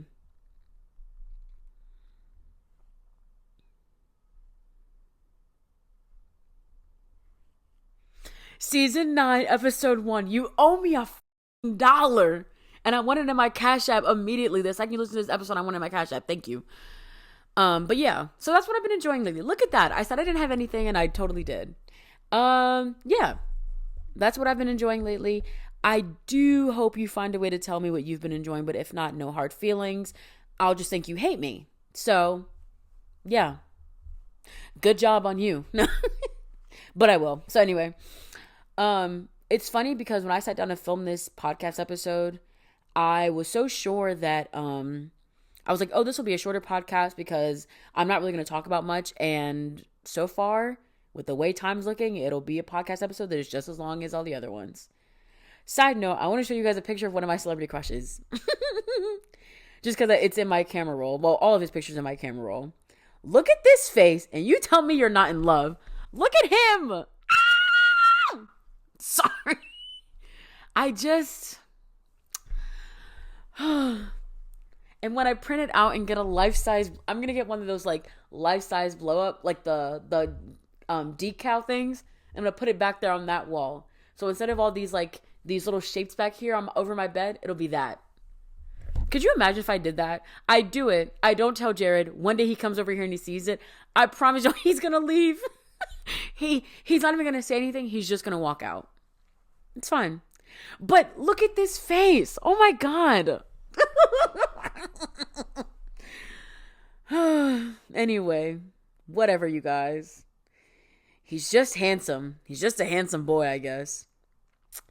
Anyway, we're going to return to one of my favorite things to do, which is give people advice because I think I know everything. Beautiful. We're going to go back to the Reddit threads. We're going to go through the relationship advice thread and see what questions people have and what advice Auntie Sham can give them. So let's get into it without further ado. Starting off with, so the title of this one is, for my birthday, my 36-year-old female, wait, can I read? Oh, my boyfriend gave me a card that said, "You're welcome. How would you feel?" How would you feel if you're 36? Why do they keep phrasing it like this? Oh, how old are you? Okay, I think you're, okay. How would you all feel if your 43-year-old male boyfriend showed up on your birthday, gave you a card, told you he sat down at a table for 15 minutes thinking of what to write, and all he wrote was, "You're welcome," claiming it was an inside joke that I never particularly cared for. Then throughout the day says, "I almost got you a pastry, but they were closed. I almost got you flowers, but I didn't know what kind were poisonous to your cats." At the end of the day, he says my gift is a gift card for a spa, which I have to research and tell him what I want. We talked about going to the spa because he never been and lives near one. It hadn't happened because the burden of the research and picking everything defaulted to me, which I didn't like. I haven't received the gift card, and it has been brought up. My birthday was over a week and a half ago. Would anyone else feel resentful, or am I not just based on reality? Look, and I'm going to tell you this right now, dump him. And the only reason I'm going to say this, well, okay. I think one, okay. He should know, as your boyfriend, how important your birthday is or is not. Some people do not really care for their birthdays. I don't get y'all, but some people don't. For me, my birthday is a big deal because life is a gift and it's precious and you should celebrate it whenever you can. Now, hallelujah, amen. That being said, regardless of any like deeper meaning, if your birthday is important to you, he should know that. And he should know that. And if he's going to know that, then he should know that we don't play around. We don't do gag gifts on birthdays. I actually hate gag gifts in general. I'm sorry. I don't know if this is going to make me sound like I'm being like ungrateful, like a party pooper. Don't give me no jokey gift. Because then what am I going to do with it? You give me like a whoopee cushion, then what am I going to do with it? Because now I'm going to throw it away. Now I'm creating waste for the environment. Now I'm killing the planet. All because you wanted a little kiki. That's why I don't even like Secret Santa. Like at work, I have to plan the holiday party. Or no, I don't like White Elephant because of this. Because some people will like get you a jokey gift. I don't like that. Like, I'm not spending the money on a joke. I can tell a joke any day because I'm a funny ass bitch. I want to get you something that you'll like. I don't like joke gifts. I don't like anything like that. Not every gift have to be something that you pour your heart out into or that you racked your brain to buy. But we don't do joke gifts. I don't like that. And I don't like the fact that you know, like, when you date someone for a while, they should kind of just know things that you would like. You have to kind of tote that balance of like, you should know what I like because you know me, but also I can't expect you to be a mind reader. But you told him you wanted to go to a spa. You still ended up having to do all the research for it. That sucks. But also, what you said in here, you said you wanted to go to a spa because he had never been. Girl, it's your birthday. I understand y'all are going to do things together, so like you want it to be fun for both of y'all. But like, this isn't about him. And honestly, if anything, like, not only should he have done the research to send you to the spa, he should have sent you alone because it's your day. And if you wanted him to go, then you could have told him that. But you doing it because he's never been, I don't like that. I would be resentful. The fact that your only gift at this point was the card. If it's one thing about it, I hate I almost got you this. I almost got you that. I hate that kind of person. Because then just do the research. Like, you're saying I almost got you a pastry, but they were closed. So you couldn't get a pastry from nowhere else. Unless this was a pastry from a specific shop that she had been dying for. And it's one of those places that closes at like 2 o'clock, which, what's up with that? I mean, I guess if you open at like 6 a.m., it's fine. But like, what's up with that? But then I almost got you flowers, but I didn't know what kind were poisonous to your cats. Google it? ? Like, hello? We all have the same type. Well, we might not all have the same type of phone. But we all have access to the internet some way, somehow. You could have Googled it. Just the same way, like, there are flowers that are poisonous to cats. I'm sure just the same way that there are probably flowers that are poisonous to her types of cats. There are probably flowers that aren't poisonous to any pets. And you could have got those. Like, don't piss me off. I just like he didn't put in a lot of effort. And honestly, Jane Mont, I think you should dump him. Sorry. Yeah, he sucks as a boyfriend. Next, I, 27-year-old male in a healthy relationship with my girlfriend, 25 years old, found text from a drunk ex, friends with benefits, in her phone. Did I overreact by blocking her? Wait, can I read? Oh, you blocked the girlfriend. I thought you blocked the ex. Which, if her ex was a girl, I'm not confused about that. I just was making sure I read right. I'm an ally, I promise. My girlfriend and I have been dating for a year. We've had our share. Can I read? We've had our fair share of hookups in our past, but now I'm certain of never bringing my past into our present. However, yesterday night, I saw her replying to messages from her ex-friends with benefits. We share Instagram passwords. Okay. Ex-friends with benefits, who was claiming that he is drunk and has a habit of texting her whenever he is. I hate the fact that she was leading him on. At no point of the conversation did she try and shut him off. It was borderline flirty, in my opinion. Messages like, and ? What about me that brings you back to me? And the guy went, you're impossible to forget. We were on a call when I saw it. She was texting him despite being on a call with me. Oh, girl, that's crazy. No, you're crazy, girl. I lashed out and immediately blocked her. Did I overreact? She's been texting me everywhere since morning, saying it's a bad lapse of judgment. She felt bad to leave him drunk and alone, but makes no sense to me. Did I overreact? Oh, girl, that's embarrassing. You know, I'm a girl's girl. I love my ladies. Texting him while you're on the phone with your man? Girl, I ain't got nothing for you. Pack your bags and leave out the back door so nobody sees you. That's embarrassing. Oh, girl, that's a little gutter. That's a little gutter, babe. my first thing though, I don't think couples need to be sharing social media passwords. To me, sharing passwords is kind of high schoolish, like a little childish, but it also shows that you don't actually fully trust that person. Like there would be no reason for me to have Jared's login information for anything. I don't need it. I don't want it. It's none of my, like, and I don't even mean like, oh, it's none of my business. He's not talking to other people. And if he was, then like, what? It creates a level of, I think, distrust. I don't need it. If I ever wanted to see his messages, he would show them to me, and vice versa. There ain't nothing to hide. It's us sending memes back and forth to each other. That's it. Like, that's really it. Like, it's not that deep. So I'm already thinking that if I hear in a relationship that you two have each other's like social media passwords, I'm already kind of like, oh, I don't love that. But yeah, if you read the messages and she's like not shutting him off at all, clip it. That's already not good. I think there's like a moment in time. It hasn't happened recently, but there was like a moment in time where I was getting hit up by previous rendezvous, and they would say, "Oh, how are you?" And I'm like, "Oh, I'm fine. How are you? Hope things are going well." If it's related to something I posted, like, "Oh, lol, this was funny," or whatever. And then it's like, "Oh, I miss you. I want to see you again." And then that's what, "Oh, now stop right there. I have a boyfriend. Get away from me before I pepper spray you." You know what I'm saying? But you don't have to start off every conversation with that. You don't have to start off every conversation with like, "Oh, hey, I'm good. By the way, I have a boyfriend." Like, you don't have to put it out there immediately. But if you don't put it out there at all, that's not good. But I'm really not trying to laugh at this man because I feel bad for him.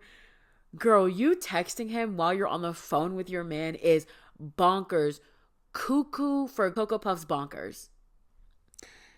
Yeah, let me see. Smoker Hitham Wolf. I don't know how to read these names sometimes. Yeah, you did a good job blocking her. I'm so sorry that happened to you. That's rough. Okay. Next one. How can I, 20-year-old male, be more romantic with my spouse? 20-year-old non-binary. Some context, me and my spouse met on Hinge towards the end of 2022. We dated for 11 months before I moved in with them in November 2023, where we lived with their mom. We recently got an apartment together last month. Recently, my spouse has expressed how I'm not being romantic enough recently, and I don't know what I'm doing wrong. We don't have very much time together since we both work 2 different work schedules in our retail jobs. I usually work the closing shift, 2 p.m. to 10:30 at my job, and my spouse will work the opening shift, 9 to 5:30 p.m. We usually get to see each other after... Wait, can I read? We usually get to see each other after I get off of work, where they'll cook us a meal and we'll watch a movie or smosh Reddit videos. Not smosh. I know what kind of people y'all are. And then when we have a day off, we both make sure to try and plan something fun for us to do together as a married couple. I've been trying to be more intentional about what we do together since they don't like the same things I do, but it feels like I'm not doing anything right for them. And I'm also trying to balance getting time to myself on our shared days off, since I don't always have the same days off and have to work anywhere from one day to a week between days off sometimes. I know all this stuff like, and can I read? I know all the stuff they like. They meant to say they. It's not me this time. I know all the stuff they like, and I would say I'm pretty in tune with their love languages. What can I do to be more romantic? It's really difficult because I remember I quote Emma on here all the time, but she's got a lot of gems, that one. We were both, in the past, we had talked about how compatibility not only applies to like how you see each other people to people, but it also is about like, are your lifestyles compatible? Because it's a very real factor, like your soulmate could be out there, but he works night shifts and you work mornings, and it doesn't work. And sometimes it just, everything is perfect except for that one detail. I'm not saying I don't think these two people are compatible. They got married. They seem to be happy otherwise. I think it's about trying to find some type of alignment within your job that allows for y'all to have more like genuine connection time. seeing if it's possible to change shifts. I don't know. Might be time to get a new job. I don't know if you want to change your job for a relationship, but if you want to, that's also an option. What I want to focus on is, you say like, oh, when you have days off, you try and find something to do together. What if you just don't do anything? Sometimes doing nothing with your partner is incredibly fun. You all just hike up in the living room, you put on a TV show and you just binge it and you just have a good time. Get some snacks from the grocery store, make a nice big meal or something and just like have a good time.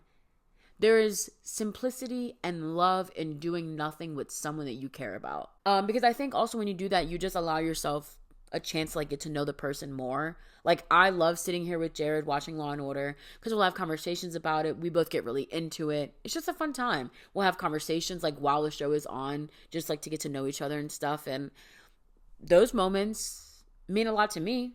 And I know that he really likes them. And it just helps us kind of like strengthen our relationship. So that's what I would say. You don't always have to do something because I feel like sometimes when you're out, you're sometimes focused on the activity so much that you don't actually connect with the person. Now, you two are married, so I imagine on some level that you all are connected deeper than like a boyfriend and a girlfriend would be, or deeper than like a non-married relationship would be. But I like the simplicity of doing nothing. But I also think that communication is key, and just asking your partner, hey, you don't feel like I'm being romantic enough. I feel like I'm trying, but I also I don't want to disappoint you. Would you mind telling me? What ways do you need me to step up in so I can do that? So I can be the man for you. Period. Octagon_E. You got it. You got it in the bag, friend. Just figure it out. Next. Have I, 18-year-old female, made a mistake by going on a break with my boyfriend, 18-year-old male? My boyfriend and I had a conversation tonight. He told me he was over his friend's house yesterday for a party with his group. Can I read? That is my most said phrase whenever I'm doing these. He was over his friend's house yesterday for a party with his group and didn't tell me any other details. Or that he had plans for today. The day passed and he stayed over his friends. He had no plans, but as he was with his friends, he stayed and ended up staying another night. I'm not going to see my boyfriend for 3 weeks, and tonight he knew I was free, but as others were leaving the house, he stayed and waited to see where the date went. I got angry since we argued so much about him prioritizing his friends when he's out and staying out very late times, waking up late on days we've planned together. Our 1-year anniversary was ruined because he woke up at 5 p.m. He was out until 6 a.m. with his friends the night before. We ended up doing nothing and seeing each other for only 2 hours. I was pissed he didn't leave and asked to see me since I'm leaving. I see him once a week because of uni, and every Saturday night I stay over his to leave the next day for uni, so I thought it would be the same today. Tonight I thought we should go on a break to have time to ourselves and think since we've been off due to this, to have a reset. I'm starting to regret going on a break just because he didn't think to see me. Did I make a stupid decision by going on a break for a bit? First of all, I don't believe in breaks, sweetheart. A break is a breakup. That might be controversial. And some people, there could be a couple listening to this right now. I feel like I've said this exact phrase before. They've gone on 13 breaks in their relationship and they're happily married right now. And I commend you all. For me personally, a break is not going to work. Because what is a break? What are we doing? Oh, so we're cosplaying breaking up? No. If we're going to break up, we're going to break up. But if we're going to work on things, we're not going to be able to work on our relationship if we're not talking to each other. What's that about? So no, we're going to talk to each other. We're going to figure this out. If we have to spend more time together, we're going to do that. And that's what it seems like y'all need to do. Now, sometimes I forget that 18-year-old can mean you're in college, because the first thing that I thought of when you said 18, I was like, y'all are in high school. What are we talking about? But you are in college. The 18-year-old female is in college, but you still are both really young. But I just think that priorities they need to be a key factor in your relationship, and you both need to understand what each other's priorities are. His seems like his friends, so I would ask him, hey, so in your life right now, what's important to you? Is it your friends or is it me? And it doesn't have to be a loaded question. You can say, I'm genuinely asking you what's more important to you. Because then when he answers, and then when he says his friends, because that's what it's proving, then you can say, oh, okay, bet. Bye. Like, this was fun. Thanks. Because it's like, I get it. You want to hang out with your friends, rah, rah, rah, be rowdy, right? On the anniversary, though, bitch, you better be at my door with flowers and chocolates in hand, and I'm not playing even a nice written card. I'm not playing with you. But also, it's not even just that. It's the fact that, like, no contact.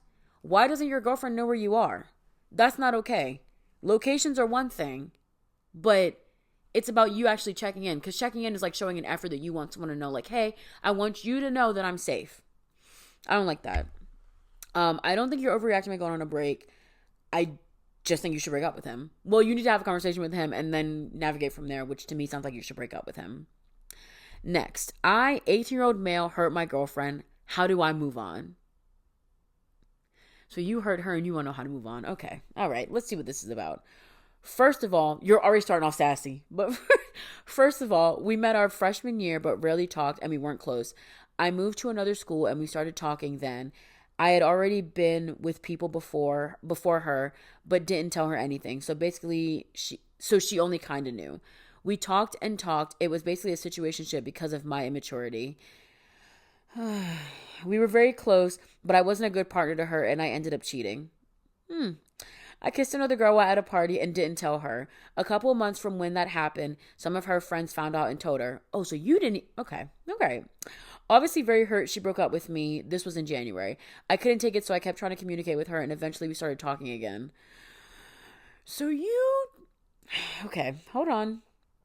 I told her I would try to be a better partner for her because I wanted her in my life. It's been a rocky ride with a couple fights. I know she's very insecure with good reason, but we tried our best. She moved to my school this year. Girl, you pissing me off. She moved to my school this year and we thought it would be good, but we started having more arguments and she started becoming more detached. We had plans to go to college together and even if we didn't date, she said she wanted me in her life. Why? Okay. She said she would never hate me until she said it just today. Anyway, fast forward to today. An old friend of mine messaged me, and our last messages were about a girl I used to talk to. She saw it and was very hurt and just disgusted by me. She was very angry and done with everything. I know what I did isn't okay. I just feel very purposeless. I don't know what to do. We have class together and even sit together. We did everything together. I just need advice on what to do. I don't want to lose her, but I feel I might have to just accept it. How do I move on? Can I still have her in my life? There's a lot going on here.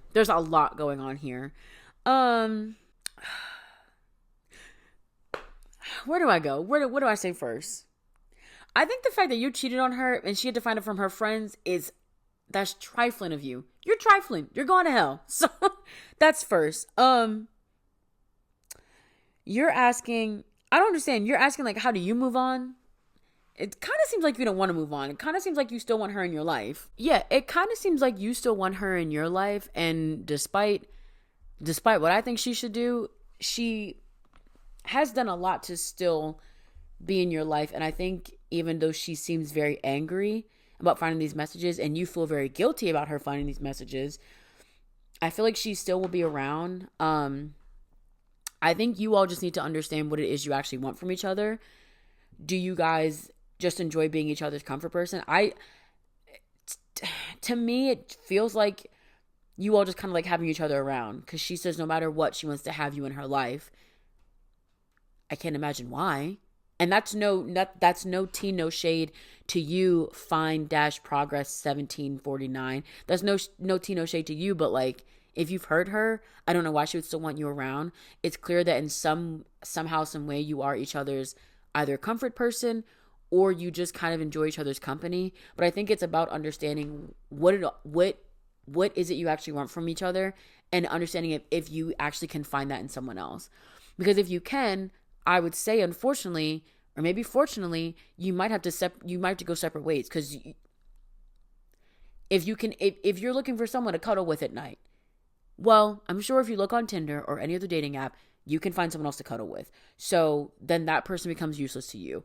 I'm not trying to approach a relationship coldly, but it doesn't seem like a good relationship to begin with. So that's that. Next, 20-year-old female, think my partner, 27-year-old male, might need therapy. Just to give a quick sum up, can I read? Just to give a quick sum up, my partner's insecure. He's made it clear that he feels threatened by other people when it comes to me. I've never had to deal with anything like this, so I've genuinely tried my hardest to accommodate his needs, removing social media platforms, restricting who I talk to, keeping him updated with my day-to-day interactions, etc., etc. I love him. I can understand why he's insecure about certain things, so I generally don't see a problem with this. Oh, well, as Chaperone would say, good luck, babe. Well, good luck, babe. Let me see, where did I leave off? It's never been or felt controlling because I do these things to myself to help him. But through everything that I've quote unquote, oh my God, through everything that I've quote unquote left behind for him, he has a constant fear of infidelity. He can't shake his feeling, which leads him to not trust me. He knows he has full reign of my phone. Okay. When I had social media, I gave him the passwords. Now y'all know how I feel about giving passwords now. He basically has everything that I could give him to help him with that type of concern. He gets my full attention. Any day that I have off from work, I'm with him. Even the days I do work, I still find time to be with him. I see my friends on the I see my friends on the rarest of occasions, and I don't mind because I enjoy his company most of all. But there's a constant argument that keeps circulating around his trust for me. I've not done anything to destroy his trust or breach it. I've only been trying to help it. I know I can't fix it, but it's been a year and it's still the same argument. Do we need therapy? Does he need therapy? Is it worth trying to mend? Am I at a loss for what I can offer him? Please help. You need to break up with him. He is not a good man, Savannah. Girl, what do you do? Okay. Let's just work through it. Let's work through it piece by piece. The fact that he feels threatened. Oh, okay. Let me start off by saying this. You say that you understand why he feels these insecurities. I'm going to give you the benefit of the doubt and say that it comes from a deep-seated trauma that he is trying to work through. In which case, ipso facto, yes, he needs to go to therapy for it. Because sometimes you cannot work through these traumas just by like trial and error in real life. He needs to go to a paid professional who can help him understand that not everyone is out to hurt him. Or that not everyone is going to hurt him in the way that he's been hurt in the past. Right? But let's go to everything that you've been doing. And I can't read your username because I feel like it's a slur and I don't want to read it out loud.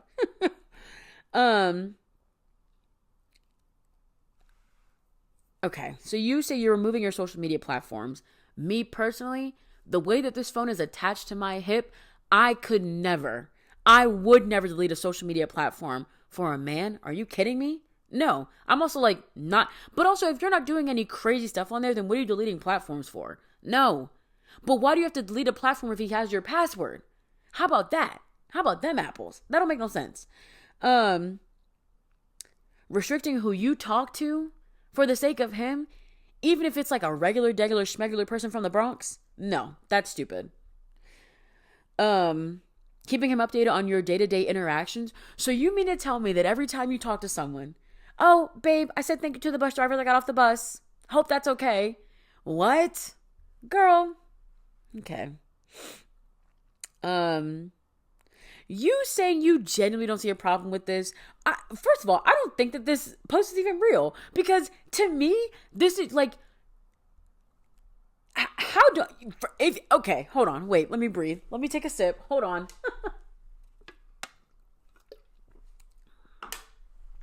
If you truly didn't believe anything was wrong with this, then you wouldn't be writing on Reddit to get advice. That's my opinion. But I'm telling you right now, there is something wrong with this. If you find that you are constantly having to maneuver in your life in a way that accommodates someone else's insecurities to the point where you are basically cutting off yourself and you are only around this person, and then at the end of the day, they still don't trust you, send his ass to therapy and y'all need to break up. And maybe once he's worked on himself a little bit, maybe y'all find each other again. But for right now, a relationship is the last thing he needs to be in. He needs to be in a therapist's chair, maybe on a nice chaise lounge couch, but he does not need to be in a relationship, and not with you. Next. I feel like I'm being a lot more direct with these. I feel like in the past I was very like flip-floppy, but now I'm being real. I'm being realer than real, honey. 20-year-old female, 30-year-old male. Does it work? No, I'm joking. Well, let's read it. Hi, so I have a crush on this dude who is an officer in my town. I haven't had a true heartfelt interaction with him yet, aside from small talk, and I'm not confident enough to do so. There's so much that could go wrong that I don't know how I would react in this situation. I've known him for quite a bit of... Can I read? I've known him for quite a bit of time, seeing as he comes to the place where I work here and there. There's no scenario where I would see him outside of my work or his work, and I'm not entirely sure how to tell him, hey, I think you're handsome, because I'm almost positive he probably brushed me off due to the wildly inappropriate nature of something like that. Oh my God. Of something like that, given I only see him when he's in uniform. The gag is... Sorry, I just love that you use that phrase. The gag is that he's like a decade older than me, and I don't know if that really helps my case. I feel like it's wishful thinking to believe he'd want me, and plus, his job requires professionalism and presumably clean status and whatnot. I'm in a very vulnerable stage of my life, so I'm afraid that it would take a miracle to end up in a healthy relationship. I don't know. I need to be slapped around. Huh? Oh, sorry. I know you were saying it first.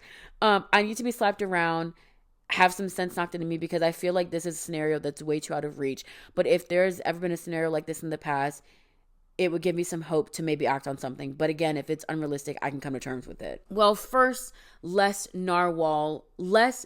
narwhal nash. Can I read? Less dash narwhal dash 4406. One, what kind of relationship are you looking for? If you're just trying to do a little hanky panky, I mean, okay, 20 and 30 is quite an age gap, right?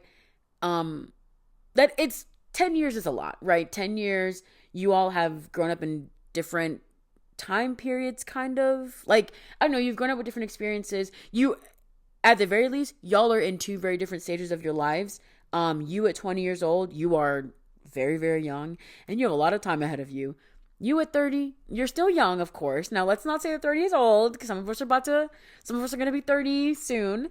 But the 20-year-old young and the 30-year-old young are two different youngs. And I think maybe on that principle alone, you won't have a lot of things in common. So dating would be out of reach. I understand what you're saying when you think it would be inappropriate to tell him he's handsome, because again, like, it'd be different if, you saw him at work, but then like, I don't know, if you often saw him at like a type of like town hall meeting or something, because that means you'd be seeing him outside of work. Town hall meetings would still be work for him and maybe for you, depending on your job, but like, it's kind of like not work in a way. I would also say maybe depending on the type of job you do, if it's like more of a behind the scenes, like I'm thinking like in my mind, you're a newspaper writer, right? Like you work on the newspaper. So yeah, you see him a lot because of your job, but like, he's not actually work. Like, you know what I'm saying? Like, it's not like you work at the police station, or do you? Who knows? If you do, well, then you probably shouldn't say anything at all, because I feel like the police station probably has a lot of different codes of ethics when it comes to interrelations within the police department. I mean, there's a part of me that wants to say do it for the plot, right? Let's say you found him on social media, and then you guys interact from there. Well, then, you're not actually putting out any feelers. If you guys DM each other, then whatever. No, don't do that. Wait, I don't know. I feel like I can't give you any advice, because you guys really are different stages of your lives. I feel like if you were like 20 and he was like 25 or 27, I could be like, well, maybe just DM him and see what happens. But like 20 and 30 is kind of crazy. Yeah, you might just have to wrap it up. Just, have your little dreams. To quote that one song that Glee covered that one time, I don't know the original. To quote the song, "Dream a little dream of me." I love that song. Stars shining bright above you. Wait, is that the words? Yeah. Night breezes seem to whisper, "I love you." Birds singing in the sycamore tree. Dream a little dream of me. That was beautiful. And my nose is kind of stuffed. So 8. Yeah, girl, you might gotta wrap that one up. It's really the age gap. The age gap is not giving what it needs to be giving.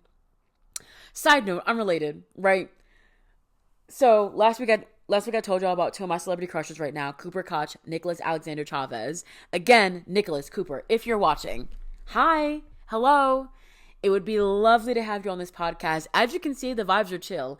I can get you a little drinky poo. We can sit here. We can go through Reddit questions. It can be a good time.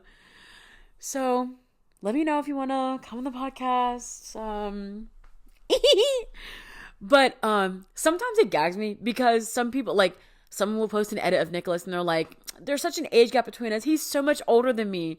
And I'm like, he's 25, I think, right? So he's 25 and you're saying there's so much of an age gap. I'm like, how old are you?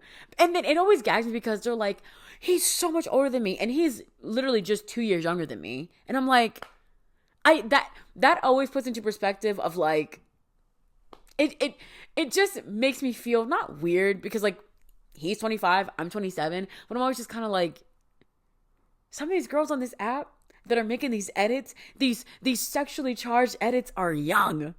Thank you for your service, but did you do your algebra homework, babe? Let's get that in check first. But thank you for your service because I'm telling you right now, my bookmarks, these edits, girl. Anyway, Cooper, Nicholas, hit my line and I'm not playing anymore. I have a chair. I can find another mic. I have purse. We can find... Anyway, whatever. Hit my line though. Next, my 23-year-old male boyfriend is uncomfortable sharing his financial situation with me. 20-year-old female, when do most couples start sharing banking information? My boyfriend and I have been together for 3.5 years. He has always been uncomfortable sharing his finances with me, but now I'm starting to worry if he ever will. We moved away from my hometown over a year ago. Before that move, we didn't properly talk through both of our financial situations, and I ended up assuming we were both ready. Well, it turns out he didn't nearly have enough to cover his half of the move, and I had to spend thousands of dollars that were supposed to go for my college fund. And now a year later, my boyfriend is still recovering from what the move did with credit card debt. He is $8,000 in debt and doesn't seem to take it very seriously. Recently, both of our cats needed to go to the vet and it cost about $600. Oh my God. I ended up paying all the costs for us because he still struggles. Many different situations like this come up where I have to pick up the financial slack because he doesn't have enough money. Today I asked how much money he spent on weed last month and he got very defensive. Oh, I'm about to lose my mind. Okay, turns out it was more than he originally told me. When I press for more information, it always turns into him walking away from the argument because he's uncomfortable. He tells me it's because we are not married. I don't need to know everything about his finances. Oh, so now he's trying to play dumb. Okay. Well, let's play stupid then. Because I want to humiliate. Can I read? I do not need to know everything about his finances because I humiliate him. I always approach the conversation telling him I want to help him through this, but I'm concerned about our future. I never want to be the sole provider, and I want us to get married a few years from now and start a family. Now, I'm not sure he will ever resolve these money issues. Also, I add that we both make the same amount of money, and to be honest, we don't make much either. Is it inappropriate of me to ask to see his bank statement so we can move forward with this issue? First of all, now, you guys moving in together and you not understanding each other's finances is the first problem. That's not going to work for me. So your title question was, when do most couples start sharing their bank information? Me and Jared just celebrated our 2nd anniversary, and we do not have each other's banking information. But also, none of our finances are tied together. I live alone. I pay my own bills. He pays his own bills. None of our finances are tied together. When we go out, he might pay for dinner one time. I might pay for dinner. I might get us drinks. When we go to the mall, I might see something I like and he might buy it for me. But like, our finances aren't tied together. So I can say right now, 2 years in, we have not shared any information. I do not think that we will probably start sharing things until we want to move in together, because then your finances and your spending habits and everything like that, that's when it'll start affecting me. Now, I'm a very generous person. I understand sometimes you might be down in your luck. Sometimes you might just spend a little too much on groceries one pay period and you're like, damn, like I'm a little strapped for cash and I can cover that. But what you're not going to do is not tell me anything. So yeah, I think first of all, y'all moving in together without you understanding fully his financial situation was a mistake in and of itself. Especially like doing a big move like that. Like doing a big move like that requires a lot of time, I think, in my opinion, and planning. People can say it till they're blue in the face to me. I am not going to do anything that is not well thought out. And I don't care if it takes me 6 years to make sure that that thing is well thought out. I'm not a on the fly, on the cuff kind of bitch. It's not going to happen. I need time to think about things. Because I personally do not want to be up Schitt's Creek without a paddle. That's just not me. Some people are very much, just jumping. If we just jump, we'll just grow wings on the way down and we'll learn to fly. No, I need to have the wings. I need to have at least 2 pairs of backup wings in case those wings don't work. So, yeah, y'all doing a big move that left him $8,000 in debt is crazy. And had you looked at his financial situation before y'all moved in together and before y'all moved across the country, y'all would have been a lot better off. Now, the thing that gets me, you ask him how much money is he spending on the weed, the ganja, the splifferella, if you will, and he got defensive. Dump him. Because now you're playing games. You don't take shit seriously. You're a child stuck in a man's body.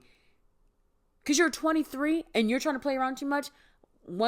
If there's one thing I don't play about, it's my money. But second of all, it's my priorities with that money. Because I understand things are expensive. And again, if you spend too much money on groceries one week, I understand that. You're trying to feed yourself.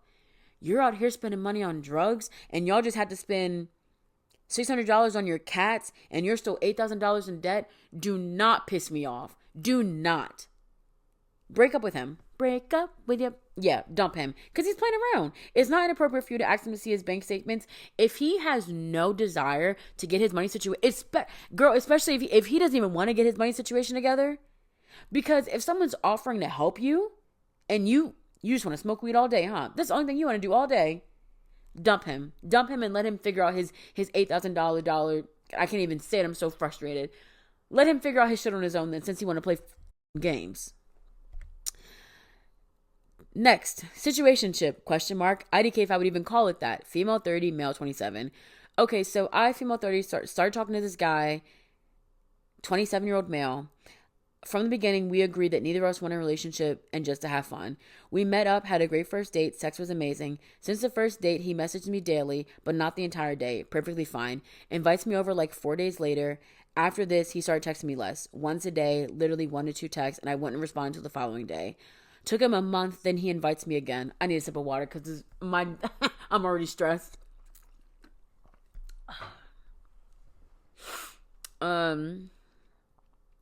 Again, amazing time with him. We laugh. It feels like we had a great friendship. Messages me the next day. I take 2 days to respond and proceeds to tell me a personal detail that's happening in his life. Not as an excuse, though. And now here we are 3 days later, no response to my last text. Like, bro, I don't want a relationship. I just want consistency. Am I tripping? Problem is, I like the guy. I still don't want a boyfriend, though. This is all really confusing. I don't know what you're asking me. First of all, it seems like you also are not a consistent texter. So what's up with that? I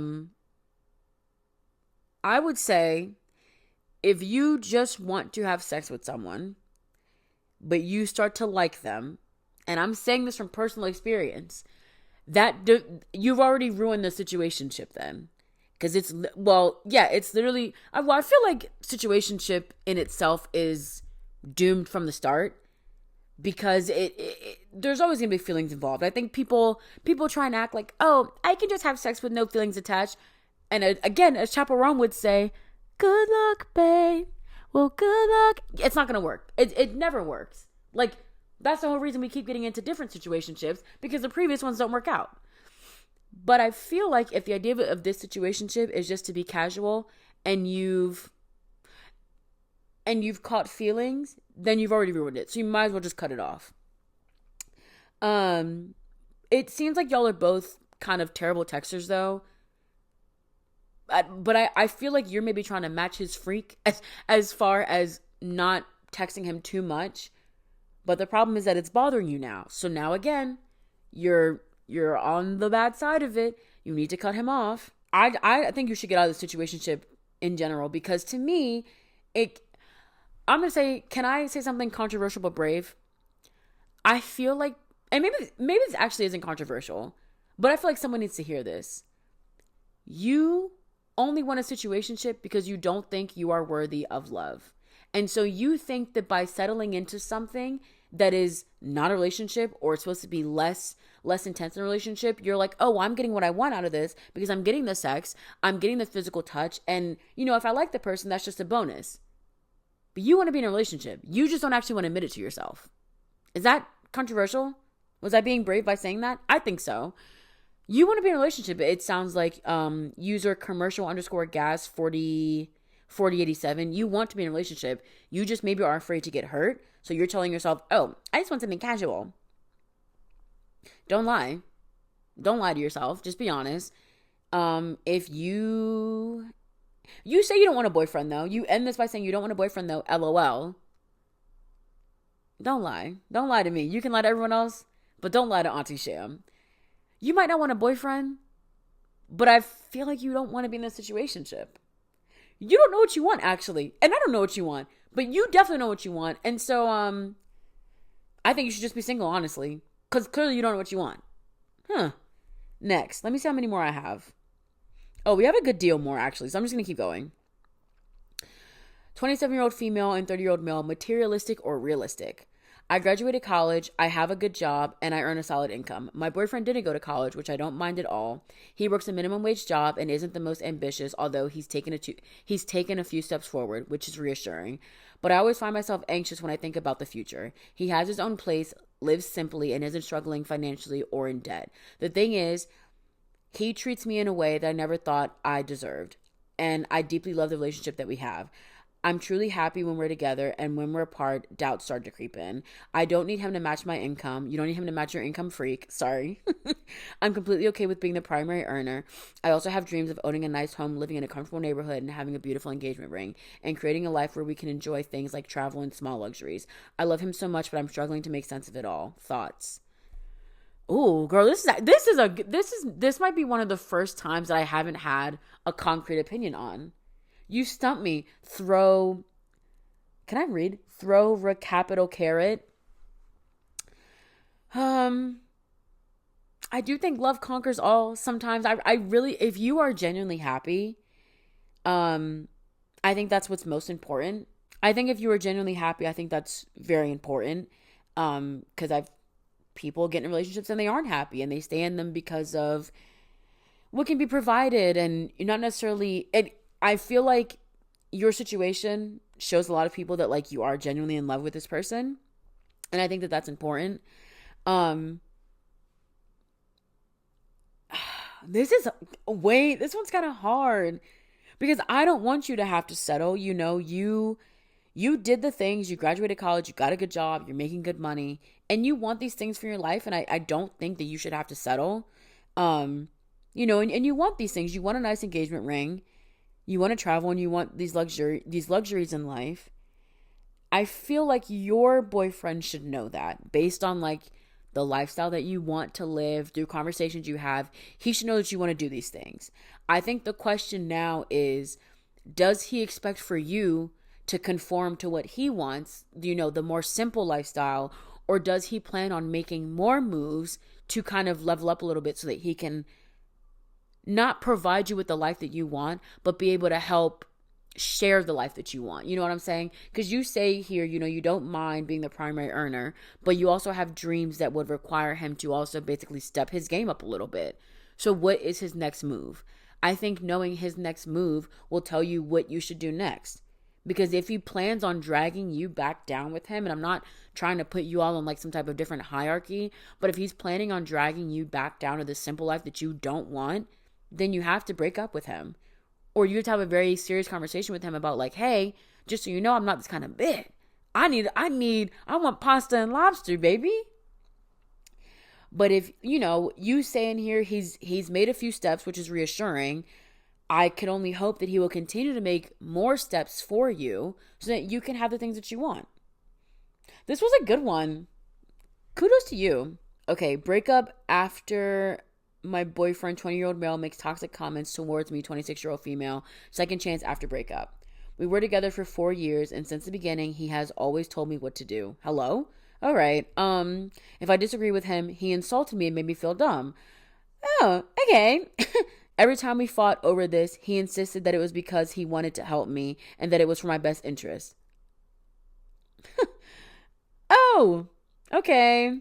The last few months in relationship, he became increasingly more critical and kept telling me things he did not like about me. He said it was because he was stressed over medical school. I tried to understand, but I was also in the same boat. So he's sitting up here acting like he's gonna be Doctor Save the world, and don't piss me off. We started arguing more and more. What time is it? It's 2:01 a.m. Oh my god, sorry. Because I screenshotted all of these and it said it like in the screenshot it was 11:11, and I was like, oh, it can't be 11:11 right now. What time is it? It's 2:00 in the fucking morning. Anyway, we started arguing more and more, and when the subject of family came up, we argued on what type of family we wanted. Then he stated that I did not know what I was talking about because I never had a family.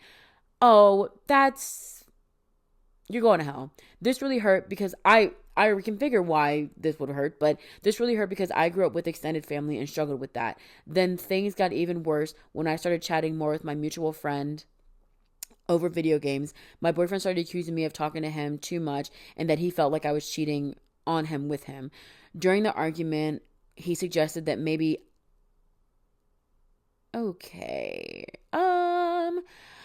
so I'm not going to read that. Just know that he crossed the line.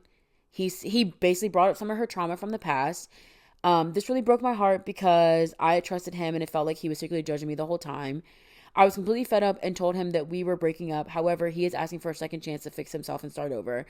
We did have good times and he supported me when I was going through a tough time in the past. Other than the verbal issues, I don't really have any other issues with him. I am currently emotionally exhausted and we need a break. However, I'm not sure if I should be open to giving him a second chance once things get better. User OK-complaint-2948. You need to dump him and run for the hills. I'm telling you right now, if he said those things when he was angry, no. Saying those things out of anger is not an excuse. You don't say things out of anger that you don't mean. That's my honest opinion. They might come out maybe more harsh than you would want them to, but you've thought about those things already. He's thought those things about you. He's thought that, don't get back with him. I'm begging you, please don't get back with him. The work that he needs to do on himself has nothing to do with you. Not only did he throw back in your face that you don't have the quote unquote, the ideal you didn't have the ideal family growing up. You didn't have like the quintessential kind of like typical family growing up. That's like one thing, right? To bring up your past trauma dealing with assault is so shitty. No, absolutely not. I would never speak to someone I would never, no, ew, no, he's gotta go. What Beyonce say? You can't stay, you gotta go. Kick his ass to the curb and he needs to bite the curb challenge. Oh no, absolutely not. Ew, disgusting. Spit on him. He's terrible. I, 19-year-old male, have strong feelings for a close friend, 19-year-old female. I can't avoid. I need to fix this. Any advice for ending a crush? Oh boy. That's a funny way to start. I'm a 19-year-old male. I met this girl in college, 19-year-old female. To say we have things in common is an understatement. From life goals to passions to weird quirks and traits to niche interests and knowledge. It's as if I met myself. And before you ask, no, I haven't told her my feelings, and no, I will not. Okay. For a multitude of reasons that I don't want to get into. She's almost definitely not interested, and I'm completely not in a place to be dating. It's just not possible, so let's skip that reoccurring comment. You're very sassy, and you're very defensive. Calm down, throwaway _short MF. Oh, God, he's a short man. Now, let me say this right now. I love a short king. I am a short king truther. I'm a short king defender. But some of y'all make it so hard with your various complexes and shit. Okay. I want to not like her. I've tried seeing her negatively, knowing her bad traits, which remind me of myself, so I like them. I've tried concentrating on other potential suitors, focusing my hobbies on work, etc., and nothing is working. My go-to has always been space, but it's not possible. We are in a tight-knit friend group of 4, and it's impossible to avoid her. What's more, I'm probably going to know her for the next 5 years at least, as we as we plan to attend the same universities. She's scheduled to be in my life for the next half decade, and I cannot kick this obsession in the back of my mind. I cannot get this girl out of my life nor my head. I'm practically spinning head over heels. I've never met anyone I could just possibly crush on harder. It's an issue that is just getting worse. What the F can I do? I'm going to say something that might be hard for you to hear, but I just want you to take this perspective since you want to get over this crush, right?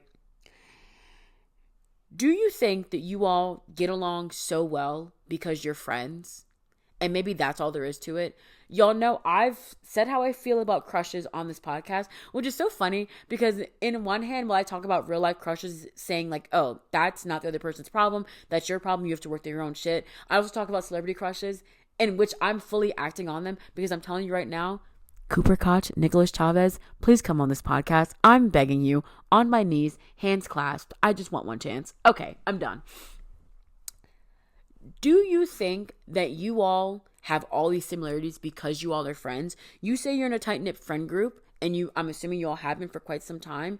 When you're friends with someone, your traits, the things that you like, your specific niche interests, they can all rub off on each other. So maybe she's just been like a really good friend. And that is also fine.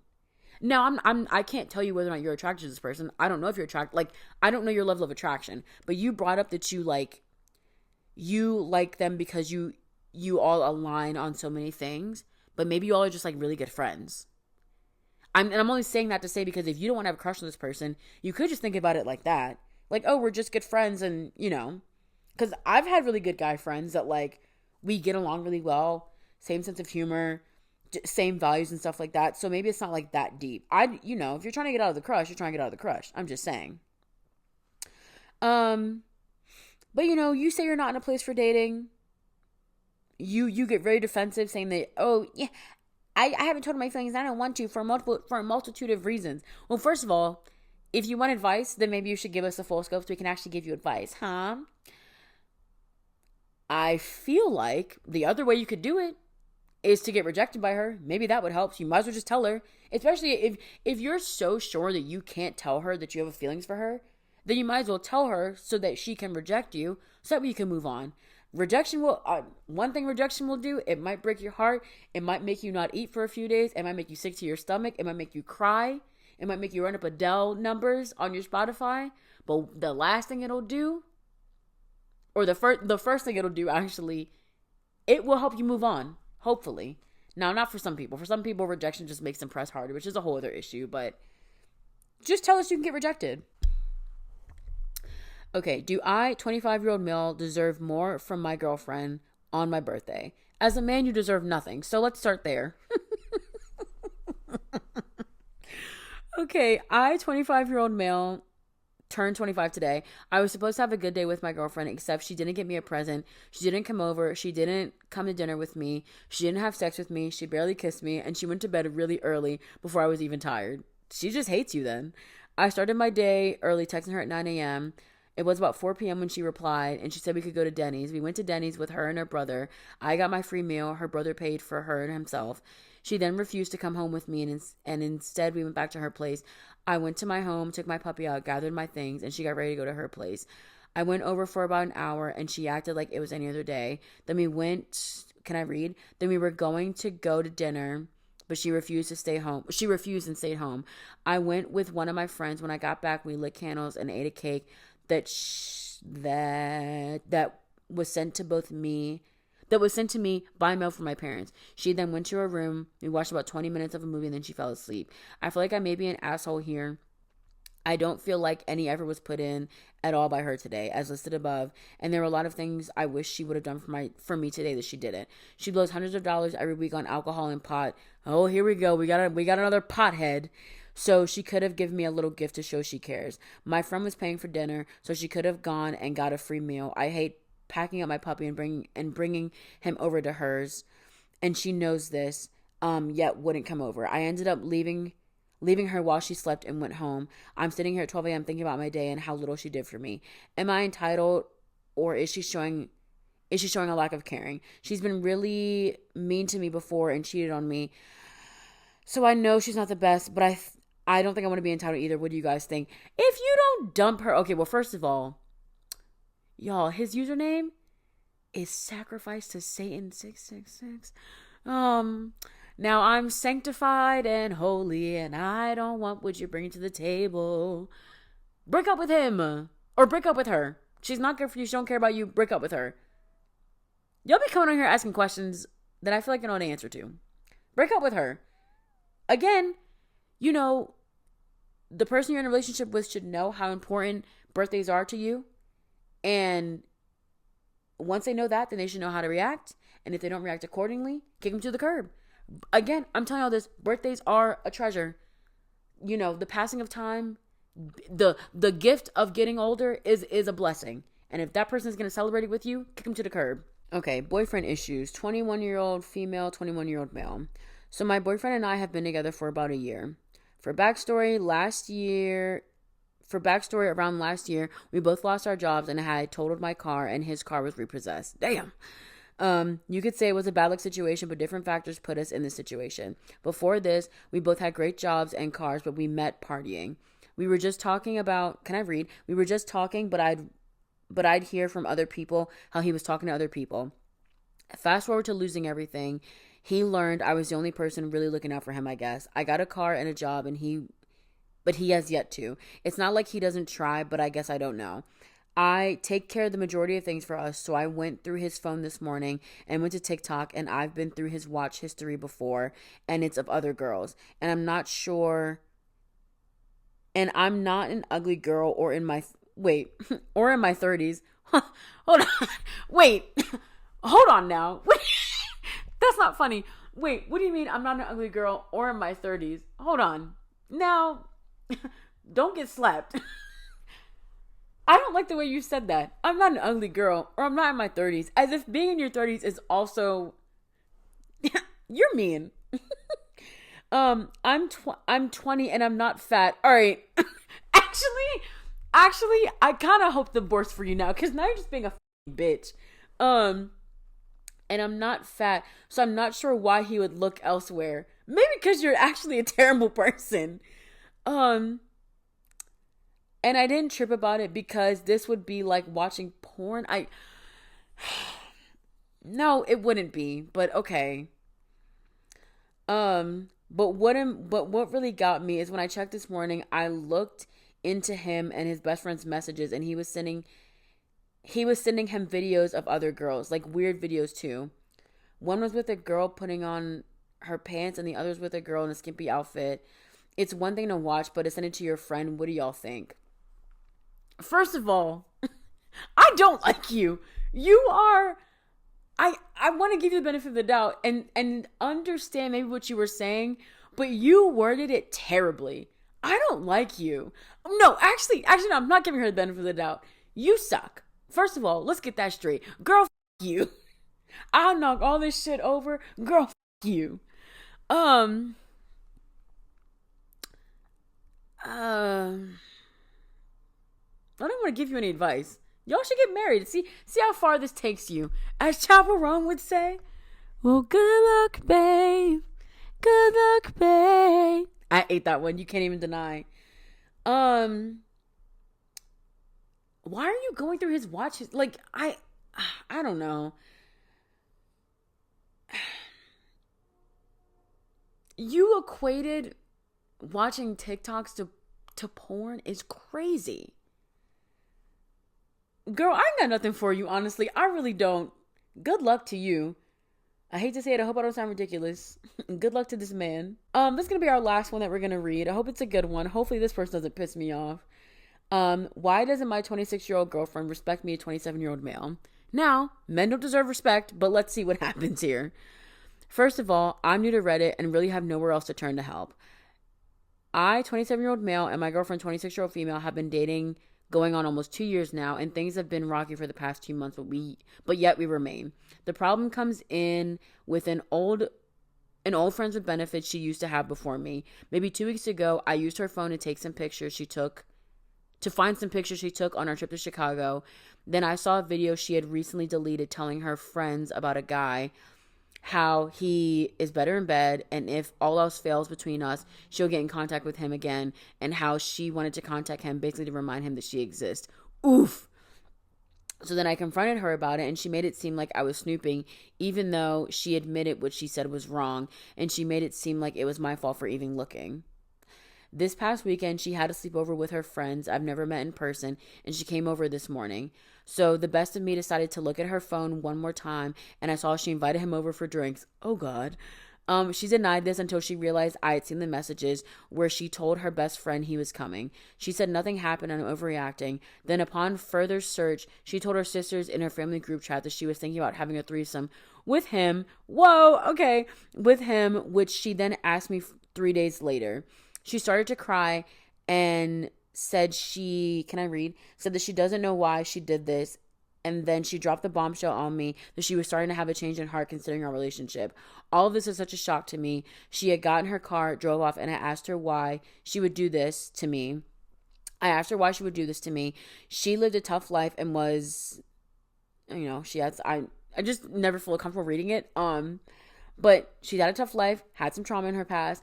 I'm by no stretch of the imagination one of those type of men, but I honestly wonder, is that why she was so loyal to your ex and not me? Okay, so first of all, don't assume that, but I think there's a lot of things going on here. The question is, why doesn't your girlfriend respect you? And I don't think it has to do with respect. At least I don't think so. I don't know if it has anything to do with you. I don't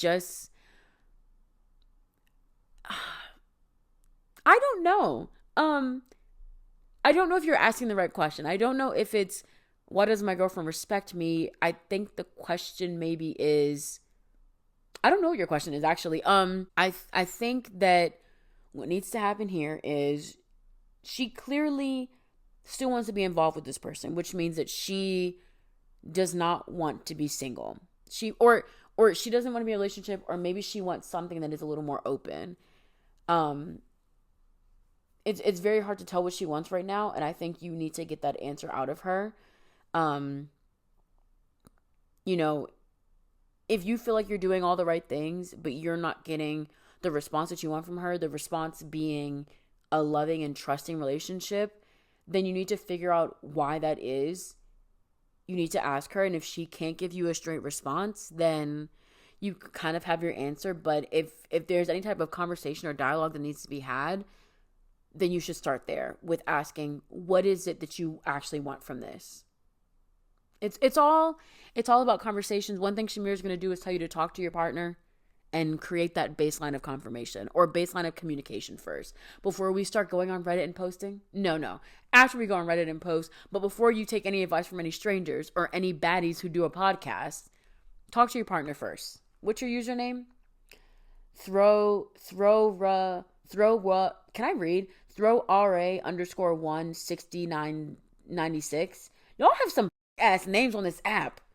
Anyway, that was Reddit questions. This was very fun. This was nice. I hope you all enjoyed.